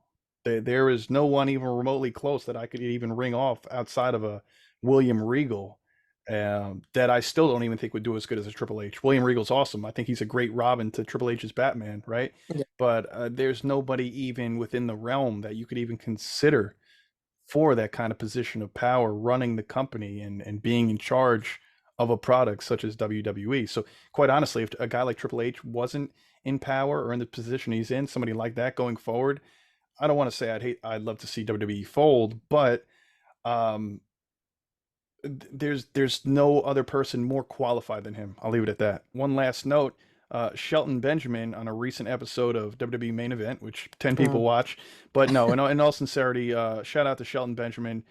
Recently celebrating 20 years with WWE. I know he doesn't get the whole big shebang like Rey Mysterio did at MSG this past July, celebrating 20 years of him being with WWE. But Shelton Benjamin, man, he got a standing ovation after one of his matches, a recent match. I don't know who it was against on Main Event, that you can see on Hulu. But anyway, just telling the crowd, thank you for always cheering me on, keeping me going, and I'm not done yet. I still got more to go and more to prove. We might see the reuniting of the Hurt Business, which were that barely even peaked back in 2020. They broke them up too soon. Bobby Lashley, Cedric Alexander, Shelton MVP. Maybe they'll add a few more pieces to the puzzle in 2023. So, would you like to share any favorite moment of Shelton Benjamin throughout his career, maybe with Team Angle or anything like that? for me, and it's gonna be kind of like the same answer that a lot of people have, is that that one match that he had on Monday Night Raw versus HBK, where even though he lost, it felt like he won at the same time because it felt like that was a breakout moment for him. What year was that, Kev? Oh man, Roughly. Was it I was in middle school, so maybe like 2005. I want to say it okay? could be 2006, but that I was a really big fan of Sean Benjamin in middle school. Um, and I'll give you this example: is that anytime I was doing one of those Raw versus SmackDown games, he was always the guy that I was choosing. Really? Like Sean How about Benjamin, that? yeah, Well, I had yeah, heard that the only reason, he's a former Intercontinental Champion, former Tag Champion, former U.S. Champion. I heard the only reason yeah. he wasn't pushed for the main title picture was because of his, I don't know, lack of mic skills, I guess you could say. Hmm. I guess that was never his strong suit. But as far as a professional wrestler, he's phenomenal.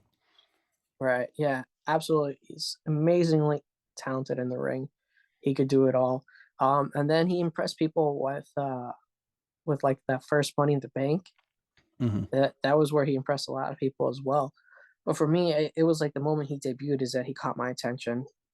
University of Minnesota, right? With Brock Lesnar. That's why they have that Hmm. strong Yeah. bond. They've been Yeah. friends for quite some time. Yeah. That whole team angle bit. Yeah. I loved it at the time. Charlie Haas. Yeah. World's Look, greatest tag team. how many times did they win the tag titles together? That I'm not 100% sure on. But I remember like they played that heel role so well. They were lovable heels. Hmm. All right. Well, hey, if you remember, you were at the convention with me the first time we went to the big event in Queens, New York in 2016. Me, you, your sister Michelle. Yeah. That was actually I had pre-ordered tickets to meet Lita. Last minute, Lita couldn't make it. They said, look, either you could, get tickets for the spring and meet Lita then, which is when you and Michelle did meet her later that spring, 2017, or you could just cash in your ticket now and meet Shelton Benjamin. So I said, why not? I'll meet Shelton Benjamin. It was nobody who was really on my list, right? I knew Right. about Shelton Benjamin, but when I took a break from WWE, like you mentioned, that was a large majority of his career with the company was when I took a break. So I knew of his work, but it wasn't somebody who like I was like, oh, I got to meet them. But I'm glad I did. Took an awesome Yeah. picture. I think you took the picture. You Yeah. remember Snitsky photobombed us in the back. So Absolutely. that was cool. I got a two for Uh, one there. yeah. And for those who haven't ever met Sean Benjamin, I'll just let you know that he's a lot bigger than you would imagine in real life. Yeah, he is. His physique Biceps are like your head. and yeah, as thick as my whole body. And then yeah, he was taller than I thought too. I was like, man, I Hmm. never realized that he was this big on TV. Big dude, yeah, Yeah. God, going on 7 years ago. But it's funny. I never ended up meeting Lita, even though she was there in the spring. I didn't pre-order tickets again because I didn't trust she would show up this time. The one Uh, that got away. yeah, you and Michelle did get to meet her though. I remember you said that line was so long though. Yeah. I was like, I'm good. I'll just wait for Mr. Wonderful Paul Orndorff, who was sitting next to her, I think. Got a couple signed items from him. God rest his soul. But all right, brother. Well, thank you yet again for joining me on what seems to be a 3-hour episode of Turnbuckle Topics here today. Right. Appreciate you, man. It's always, Kev always, I'm sure, chuckles when I say, hey, man, it's not going to be like last time. Can I grab you for an hour this week or this Friday, this Saturday? And yeah, sure, sure. We always figure out a date. Yeah. And before you know it, 3 hours pass, and here we are. Yeah. Well, you can see even if we don't get to watch every single show from every single company, you can tell that we are passionate fans. And do we have our mistakes making saying some names or predictions? Yeah, I mean, what wrestling fan doesn't? Yeah. It's comes with the territory of being a wrestling fan. But hey, it's always a pleasure talking wrestling with you. Yeah, same here, brother. I love having you on the show, man. Definitely great times as always. I know the listeners' ears are bleeding, but you know what? Like I said, you got to break this show up in segments. That's for sure. As a matter of fact, my dad always says he loves listening to all the podcasts, but he obviously knows you very well, so he loves listening to our shows. He's like, man, you and Kev, boy. He's like, you guys, three. He's like, whenever I see a long episode that exceeds an hour or 2, 3 hours, he knows it's you without even having to look at the description. So, but does enjoy it, that's for sure. So, shout out to my dad. And yeah, thanks everybody for tuning into the Turnbuckle Topics podcast. I'm your host, Pat Dineen, alongside the associate, Kev. And as always, great having you on here. I'm sure I'll have you on again Hope maybe before the Royal Rumble. We'll see. If not, we'll talk about the Rumble shortly thereafter. Right. And yeah, looking forward to that. And sure we'll have plenty to talk about as far as whether it's AEW or specifically WWE with all the headlines they've been garnering lately. Right. Yeah. So Absolutely.